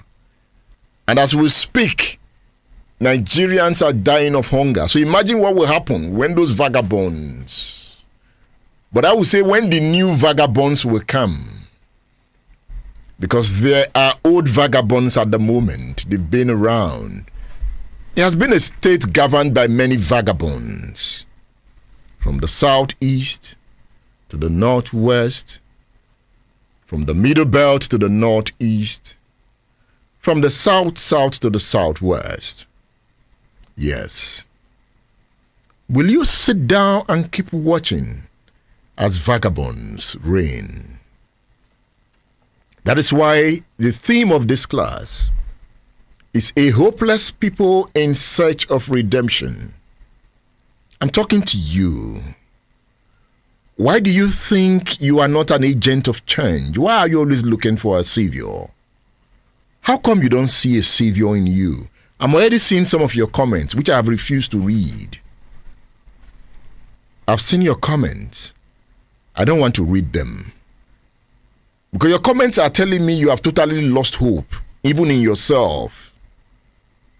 I don't want to help you to spread that message. I won't help you, sorry. The coming war. Akonde's words reveal an unsettling truth. Nigeria's leadership has been captured by vagabonds.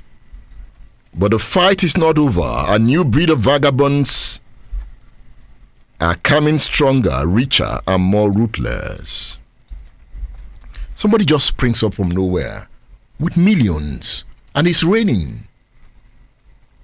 That's what we see in our society. Boom! He just springs up from nowhere. No history. And is rich. We don't care. Everybody moves towards that person. Before you know, he gains political power. Or he becomes a godfather. Development will not occur in such a society. When millions are product of productivity, you see progress. When a millionaire has value, he contributes to society. And it's that value that gave him millions. You see progress in society. A billionaire must come from a system that is productive. But when you wake up in the morning, boom, and you are a billionaire, there's no way that money can trigger development. What it does is to shrink the state. Because you use the money to operate like a vagabond. You have thugs. You have people at your beck and call. We must redeem the state. A nation on the edge. It rages in the conflicts between militant groups in the Niger Delta. It is visible in the banditry sweeping through the north. It plays out in elections where violence and money rule and where court rulings defy logic. Court rulings. Go to court. Go to court. The political class is both the cause and the casualty of this war. But you must rise to the challenge of nation building. It's a task for all. It's a task for everyone. Let's talk about tax revenue. What some analysts have described as new crude oil. Daria Adekombi wrote a story published in the National Dailies. It's entitled FIRS, Tax Revenue as Nigeria's New Crude Oil. Daria Adekombi is a special advisor on media to the executive chairman, Federal Inland Revenue Service. Let's look at Daria's article, and then I will raise some questions. Daria in his article says Nigeria's economy is witnessing a major shift. He says the era of crude oil as the primary revenue source is fading. He brings to the notice of the people that tax revenue has become Nigeria's new crude oil. If you read the article, Dari makes the point that at the center of this transformation is the Federal Inland Revenue Service under its chairman, Zak Adedeji. Remember Zak Adedeji? A former commissioner of finance in Oyo State under the administration of Abiola Ajimobi. Dari says that the agency has outperformed the Nigerian National Petroleum Corporation, becoming the major contributor to the funds shared by the federal, state, and local governments. He gave figures in the article. Let's look at this. He says figures from the Federation Account Allocation Committee, FAC, reveal that in January 2024, the Federal Inland Revenue Service contributed 1.3 trillion naira, over 50% of total revenue. In June of the same year, Dari makes the point that it rose to 2.8 trillion naira out of 3.5 trillion in the account. By December, the Federal Inland Revenue Service had consistently outperformed the oil sector, making up nearly 70% of shared revenue. So what has changed? These are the issues that we are discussing on this part of State Affairs. Daria Dikombi, it's good to have you on State Affairs. Yeah, good morning, Obilo. Good morning to the great listeners of this stations, of this station.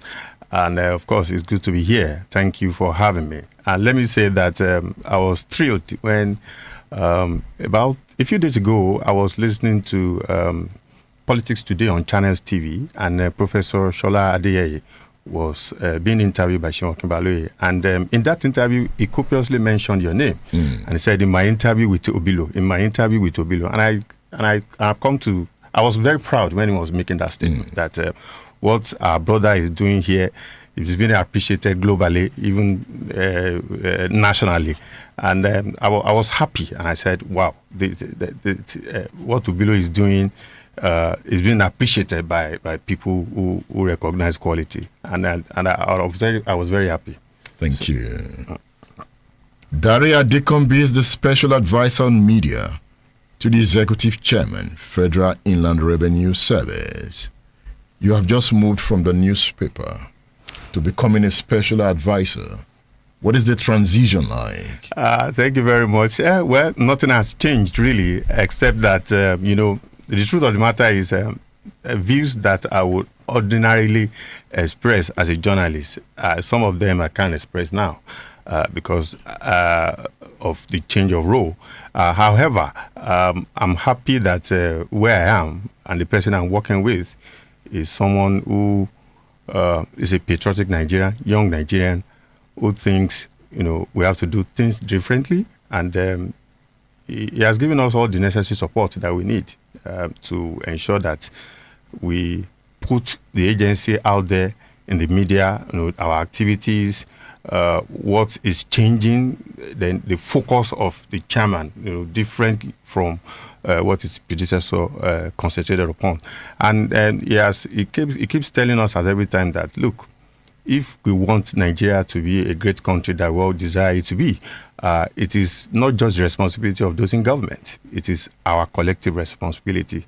And of course, I often tell him that you've been given a very difficult task as FRS chairman. And he tells me that I enjoy it. I like doing it. And that while he was at P&G, he rose to being the corporate finance manager for West Africa. For that international organization. And then while he was interfacing with people at the Agidegbe office, tax office of FRS, he would jokingly tell them that, oh, I like this your office, and one day I would like to work here. And today, he's not only working at FRS, he's the head of that very pivotal agency of government, which is the most consequential, as we always call it. How did the revenue service become Nigeria's biggest revenue generator? When we came, what Zak Adedeji did at FRS was to first review the complaint against the agency. And you know that all over the world, people don't want to pay tax. That's a fact. People don't naturally want to pay tax. And I can cite a personal example. About 2 years ago, my wife wanted to take a car for MOT in London. The guy that was going to attend to her said, look, there are things you need to change in your car. And the guy gave her a bill of £520. And the guy now told my wife that if you are transferring to my account, because, you know, every money that is transferred to an account can be traced by government. They will ask, oh, what was it for and all that. Every income, you have to account for it. You have to pay tax. And you know, UK, they don't joke with tax. So the guy said, if you are transferring the whole £520 to my account, to my account, if you are transferring to my account, that's how much you are going to pay. But if you are giving me cash, I'll take £400. So that tells you that even there, they don't like to pay. But government has a responsibility. Citizens don't want to pay tax. But government, at the same time, these same citizens who don't want to pay tax, they want government to do everything for them. Make the country an El Dorado. Provide roads, provide hospitals. You mentioned UCH in your discourse earlier this morning, and I was like, yes, we want government to do all these things. But the money that government is going to use, if you look at the theory of state, how we came about the issue of governance, government, and state, from the state of nature, you know, where we now donated our sovereignty and, you know, put it in the body of people called government to run the society on our behalf so that things can be smooth sailing. You know, created institutions, military, and all that. And all these institutions will have to be maintained by revenue, by money. So government now said, okay, if you want government to do all these things, you have to provide money. So when we came, he reviewed all the complaints against tax payment. You know, people say, oh, the payment process is too cumbersome. You have to jump from one office to another, and you have to visit so many points to you. Many offices and units in FRS will be writing the same taxpayer for different things. He said, look, we have to do things differently. Let us streamline our operations in such a way that all our taxpayers, you know, it is very difficult to collect money from people. So it will be more difficult if you make it cumbersome for them to pay. So we don't want that to happen. Let us simplify the process so that even though they are paying grudgingly, they will be happy that at least there are no hassles, that they are paying this money. And the second leg will now be that, oh, they are seeing what government is doing with the money. So he now said, look, all the taxpayers that we have got, let us categorize them. What are the things that they come to FRS to do? What are the kinds of taxes that they come to pay? He said, okay, let us categorize them according to their turnover, such that we have, we call them emerging tax group. We have the medium tax group, and we have the large tax. If your turnover is 5 billion naira and above in this country today as a corporate entity, that's the class that you belong, the large tax group. If it is below up to 1 billion, that's you'll be in the middle class, and vice versa for the lowest class, which you call the emerging tax group. And he said that emerging tax group, what is the benchmark? It's 1 billion. 1 billion. Yes. So if your business is not below, it can be below 1 billion naira, up to 1 billion naira. Up to 1 billion. Yes. But so if you are making profit of 100 million, you should not pay tax. No, you are going to be there. You are in that group. I said up to, if your turnover is, let me say, if your turnover is 5 billion and above, you are in the large tax group. Okay. If it is between 1 billion and 5 billion, you are in the the medium tax group. Then if it is below 1 billion, okay, below 1 billion, below 1 billion, up to, yes, if it is below 1 billion naira, that is when you call you the emerging tax group. Okay. That's where you belong. But you know that there is a law before the current bills, before the National Assembly. There has been a law that if your turnover is 25 million naira in a year, you are exempt from paying tax. Because that law came about because government wants to make medium and small scale enterprises to thrive. When you say turn over your profit, after deducting your expenses. Yes. All right. So you are exempted from paying tax. That's why in the new tax bill, the government, as part of measures to ensure that small scale businesses thrive, we have even increased the threshold to 50 million naira now. So if you don't make up to 50 million naira, you are not going to pay tax. So that's what is in the new bill. So we came and said, okay, all the tax types that you want to do, if you are in that category, whatever category you belong, you do it in a one-stop shop. You don't have to go to various offices.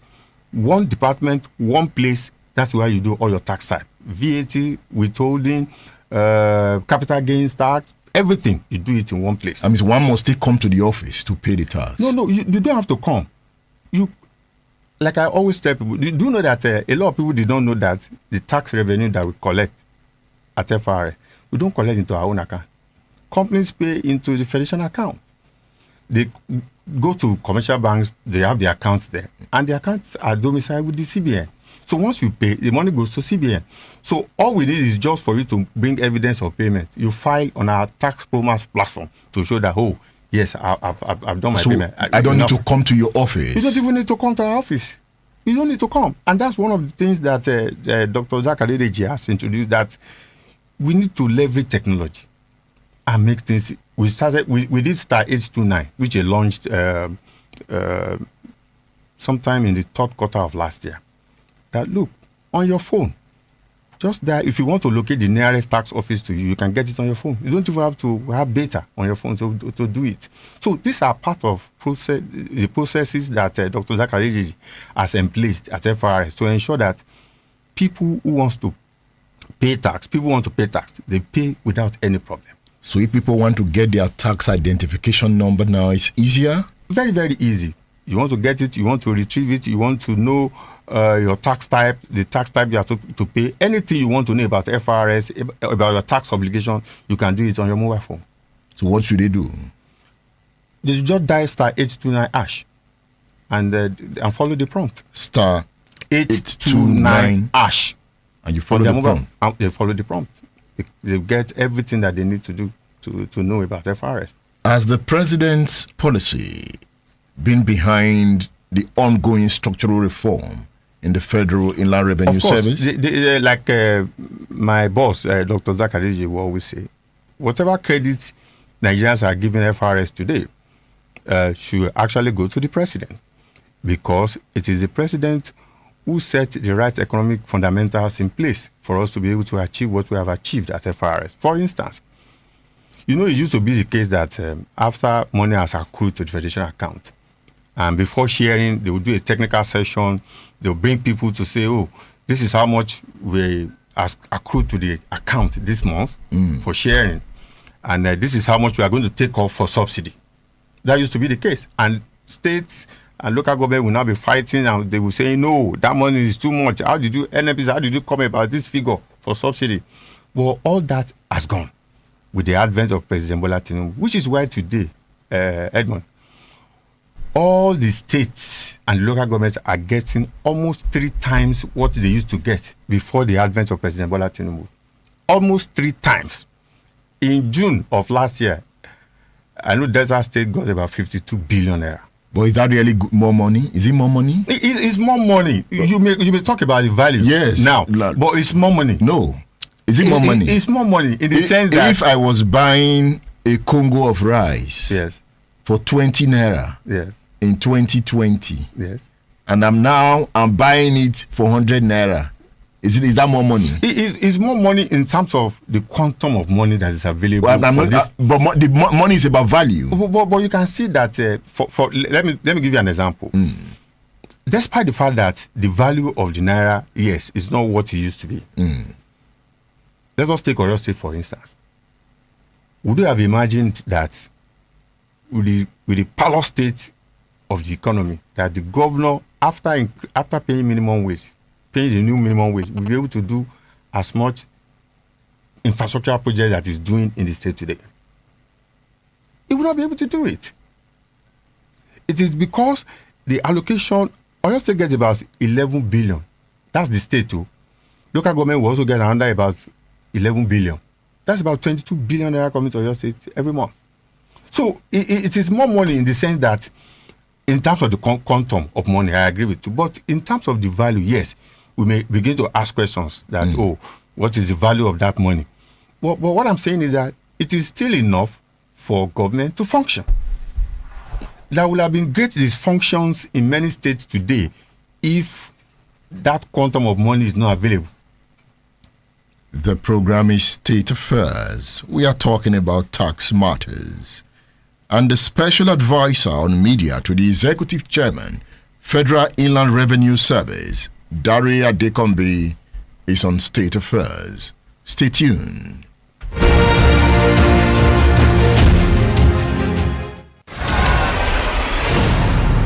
State Affairs with Edmondo Bilo is live.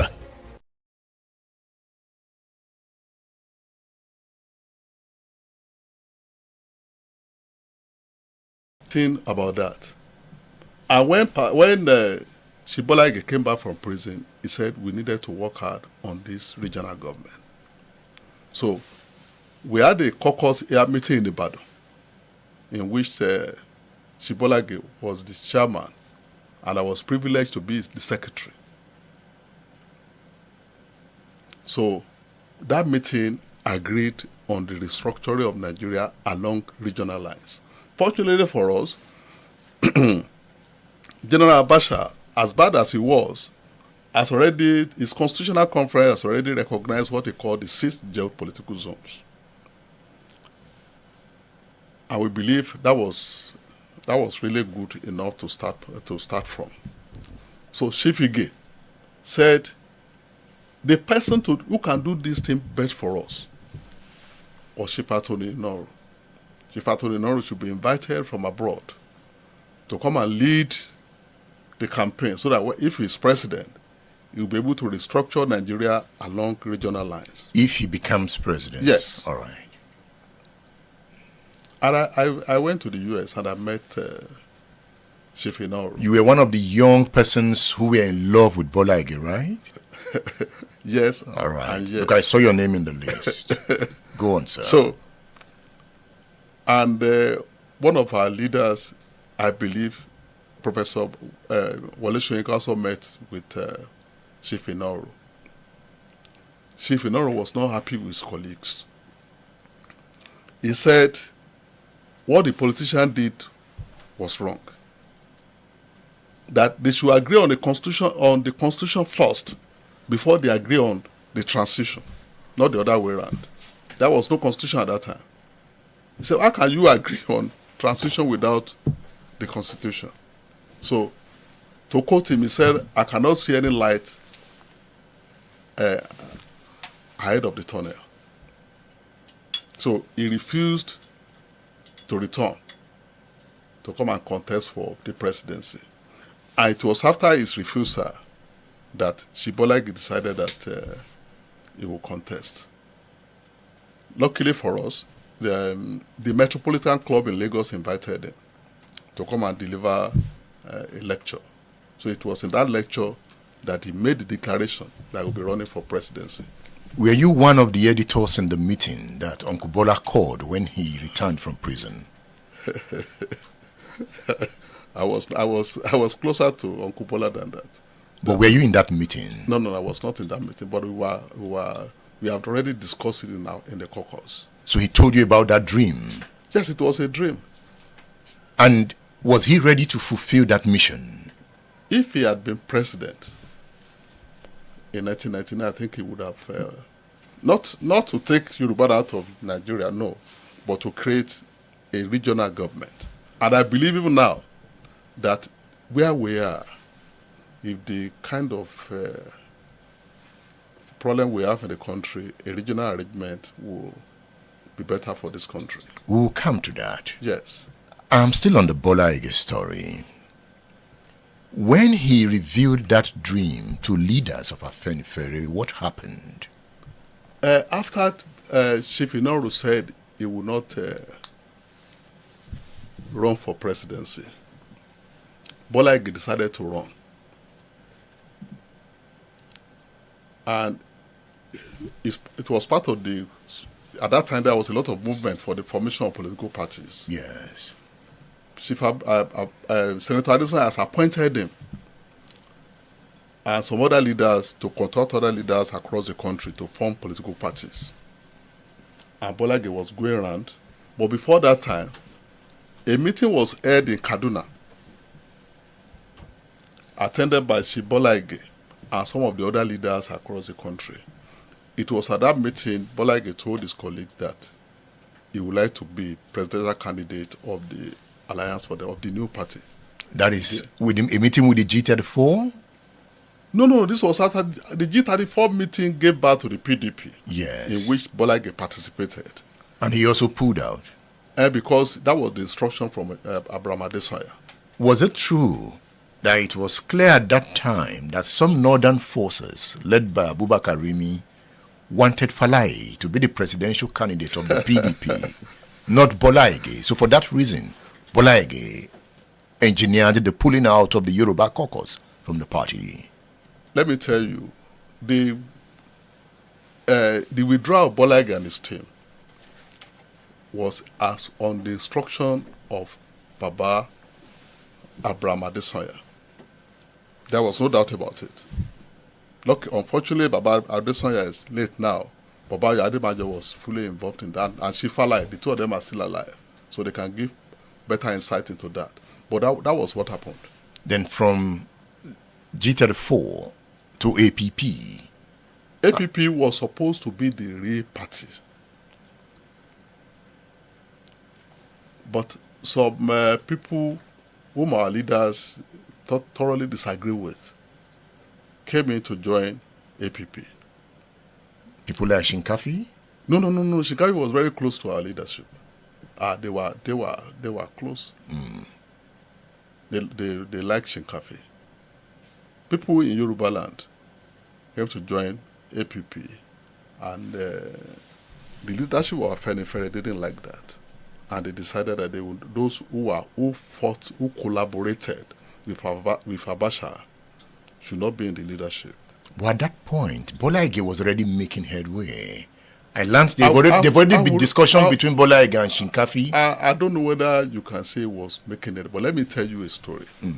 The northern leadership had already agreed that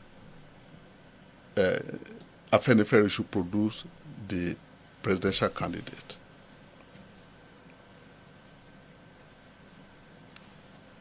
Therefore, when Afenifere was delaying in producing a presidential candidate, they were also now meeting with other people.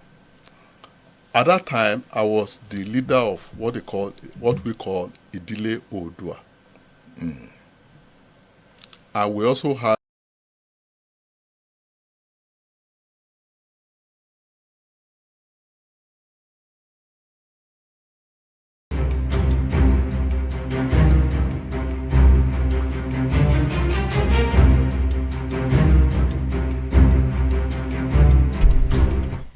The program is State Affairs on Splash 105.5 FM, the Integrity Station.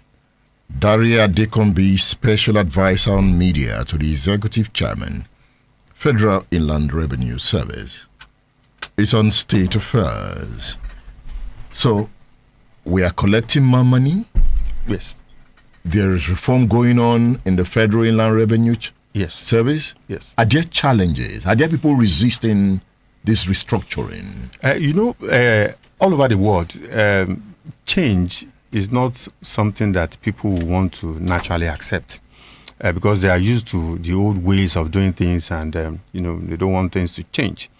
But I remember one of the retreats that we had early last year, and he said, look, the fact that he asked two people to come out, one should pick something from the other person and change it, and said, look, the fact that you have taken that thing from you and I've changed it. Maybe, for instance, if you remove your earring, it doesn't change who you are.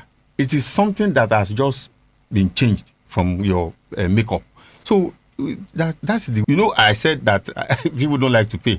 And when you tell them that, see, if you don't pay, there are consequences. Your account will be restricted, you will not be able to do business and all that.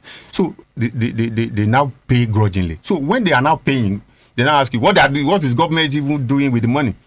Our responsibility is to collect, not to ask that question. You want to ask and given the statistics that you read out earlier, which were in my article, you don't even ask that federal government the question alone. Because I said that 70% of what they share at FAC came in last year, in 2024, came from FRS, what we collected.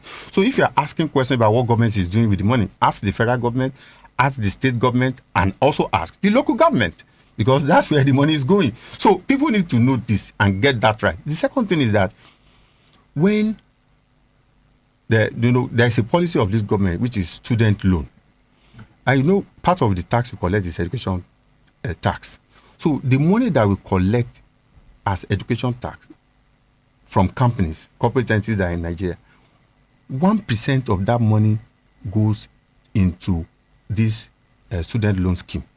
And you know that it has been applauded as being a good thing that this government has come up with. Oh, if you apply, they will pay your school so that you can run your education smoothly. And then, so when people ask that question, that what are they doing with the money? We tell them, look, this student loan scheme that people are enjoying today. And of course, that when you see, there was a kind of opposition to the tax reform bill on account of the misunderstanding people had that, we are going to, with the passage of the law, of the bills rather, that agencies, bodies like TET Fund will be legislated out of existence. There was that fear because they know that TET Fund has been doing a lot in federal institutions across the country in terms of providing infrastructure.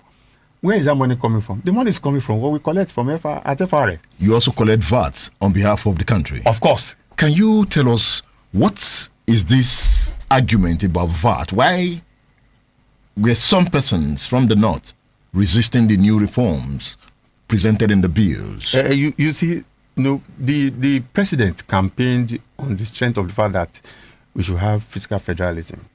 And by fiscal federalism, we are talking about, entities that are baking the cake, having a fair share of the cake. In Nigeria, a lot of people have concern for the cake, for the size of the cake. They don't want to know how to bake that size of the cake that they envision. So the president said, no, for fiscal federalism's sake, let us flip the parameters, that we use in sharing VAT, equality of state, population, and derivation. That let us, the parameters that, the percentage that we give to derivation, let us increase it to 60% from 30% that it has been, so that we encourage those who are, VAT is a consumption tax.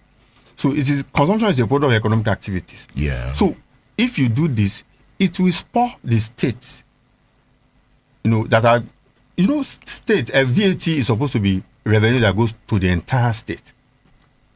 VAT is supposed to be, it's a state tax law.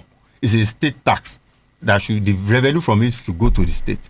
But because, during the military, Abacha, it was made a federal tax and collected back. That is why in sharing it, only 50% goes to the federal government. The remaining 85% goes to state and local government. So the federal said, look, let us flip the parameters. Let us give derivation a bigger percentage. That was where there was opposition from a section of the country. Why? Why that opposition? Is it that the North was not contributing enough to VAT before now? But you know that the essence of pulling the VAT revenue together is to address that kind of concern that, some states will not be able to get as much as others. So let us now pull it together and share based on these parameters. That was the arrangement prior to the coming of President Tinubu. But you know that if you cast your mind back to what happened in the West, when we were a regional government, we had the regional government in all parts of the country, there was healthy rivalry. The people in the West, they embrace agriculture, cocoa. We still have a legacy project that came from cocoa produce in a cocoa house. So there was this healthy rivalry. So let us bring back that healthy rivalry to spark that competition among the states so that nobody is holding anybody down. We can all develop at our own pace.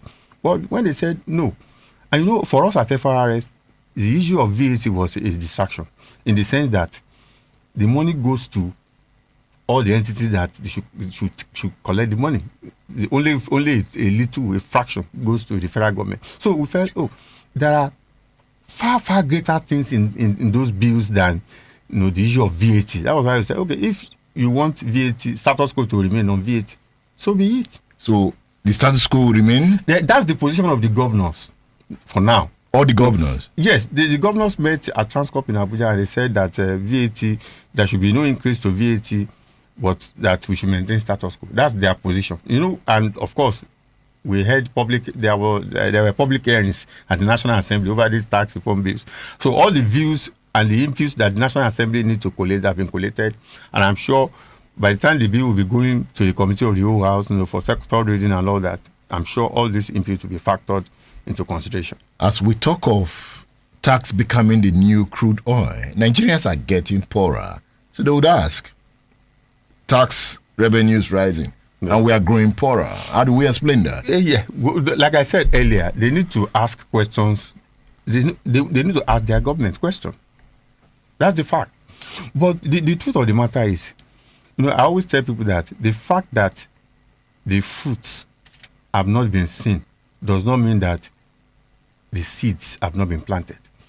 This president has initiated a number of reforms that, of course, some of them will take time it will take time for us to see the fruits of some of these things that he has done. Look at when he said there was no subsidy, subsidy is gone, and that we should do this. The prices of things went up, but now you and I know that the prices are coming down, because at a point in time, when that policy came, of course, we all saw the videos on social media that some people even deliberately inflated the prices of things. They would say, because the price of petrol has gone up, let us also cash out from the economy and make unreasonable gains.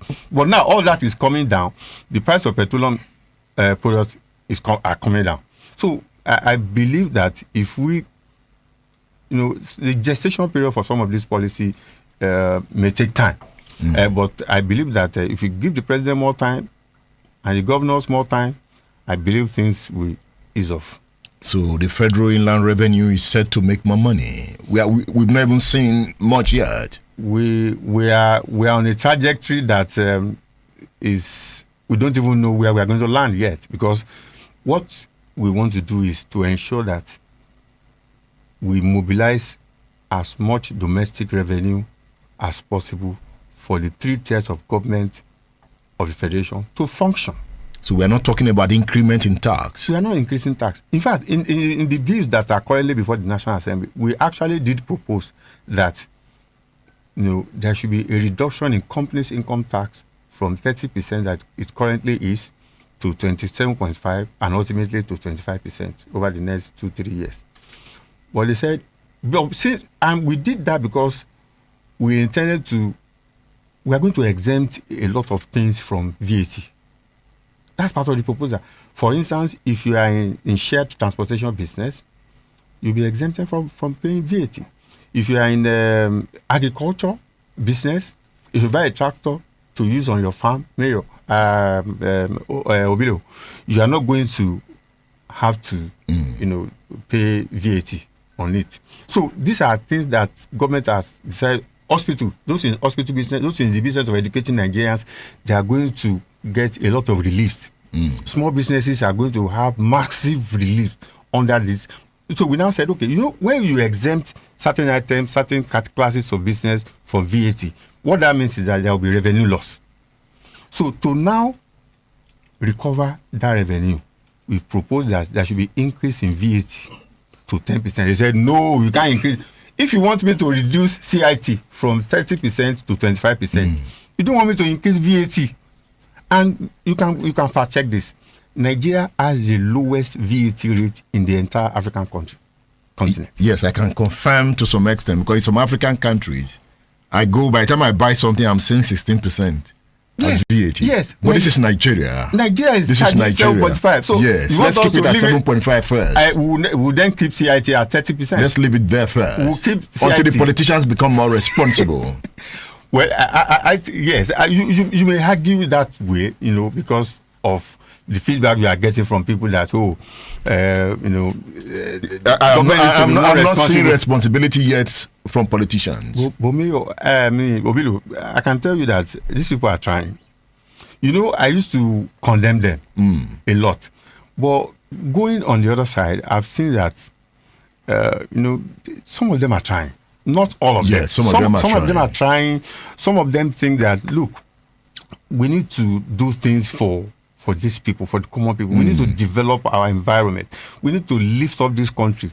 And it's just that majority needs to buckle up. Yes, they have to. Fact. They need to buckle up. Daria Adekobi, thank you for featuring on State Affairs. Thank you so much for having us. And I'm sure FRS under Dr. Zakadediji is still going to do a lot for Nigerians, because he has said that we must ensure that the country moves up. The country must move forward, and if the country must move forward, then we need to play our own part, and then leave government to play its own part. What is our own part? Our civil responsibility is that we should pay our taxes as and when due. It's very difficult to say, you want to willingly pay tax. Are you getting it? Especially giving the excuse that, you don't even know what they are doing with it. But I have pointed out to you that this government is doing infrastructure. This government is doing student loan scheme, which is being funded from tax revenue. All the states and local governments are able to meet their obligations and make fiscal projections, because there is increase in what they are collecting at the federal level. So as we gear up, this year we are going to collect 25-point-something trillion as tax revenue. Our target last year was 19.4. We exceeded it by collecting 21-point-something trillion. And this year is 25.2 trillion that we want to collect. And I'm sure that we are going to exceed our target again. Thank you, Dari. So this book is for you. Afrobeat, Fela, and the Imagined Continent. Thank you for featuring on State Affairs. Thank you so much for gifting me this by Shola Olonyomi. Yes, it's a good book. So that you don't talk money all the time. Talk music. Thank you very much. It is Splash 105.5 FM, the Integrity Station. Stay tuned. State Affairs with Edmondo Bilo is live. Splash FM 105.5.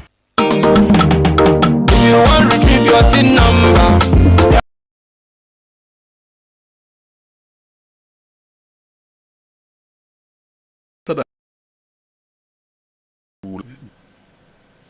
So Papa Adesanya invited us to a meeting in the house of Chief Ganiu Daudu in Victoria Land. So we met him there, and we asked that we heard that a letter had been written to Afenifere, asking Afenifere to produce, to submit the name of who will be the president. And Papa Adesanya said that we will need to be patient. I was the spokesperson that day. And I said, why should we be patient? Some time is going. So apparently they didn't act fast enough. One of the leaders who wrote that letter was Alhaji Shinkafi. Did he act fast enough? They didn't act fast enough. Was it because they didn't want Bola again? I wouldn't say so. Bola Ige and Baba Adesanya were very, very close. Were they? They were very, very close. There was nothing Baba Adesanya would do without consulting Bola Ige, and vice versa. Some have said in that group, yes, that Bola Ige was the greatest gift among them. That he was intellectually gifted and far more mentally equipped than the others. And he had a sharp tongue. Yes. So among the leadership of Afenifere at that time, yes, Bola Ige perhaps was not liked by the so-called Ijebu force, led by Adesanya, Adebanjo, yes, Saolaniwan Ajayi, and some would say Onosoya. Is that not true? For many, during the crisis, the Afenifere leadership was meeting regularly in Papa Onosoya's house at Ore Close in Surulere. We used to go there. And it was clear that they were political colleagues, not necessarily personal friends, because it was what happened during the Second Republic. During the Second Republic, Bolage was a governor. Bisi Onabanjo was a governor. Ajasin was a governor. And these other people were not governors. So at that point, Jakande had fallen out from his colleagues. Ajasin, by 1999, was dead. Ambrose Ali was dead. Chief Onabanjo, he was dead too. So it was only virtually Bolage and Chief Cornelius Adebayo, who were the former governors in Afenifere. Many of the old politicians were banned by Babangida. And they now decided to endorse Chief Olufala to carry the flag of the group. He said, I don't think we have changed our mind. Who said that? Papa Onosoya. Otumba Sholanke Onosoya. I see. Yes. That was before the D. Rovans event. Before the D. Rovan event. I met him. I met him in his house. So it was clear at that time. Or did you decode the message at that time? Yes. If you're just joining the discourse, I am discussing with Dari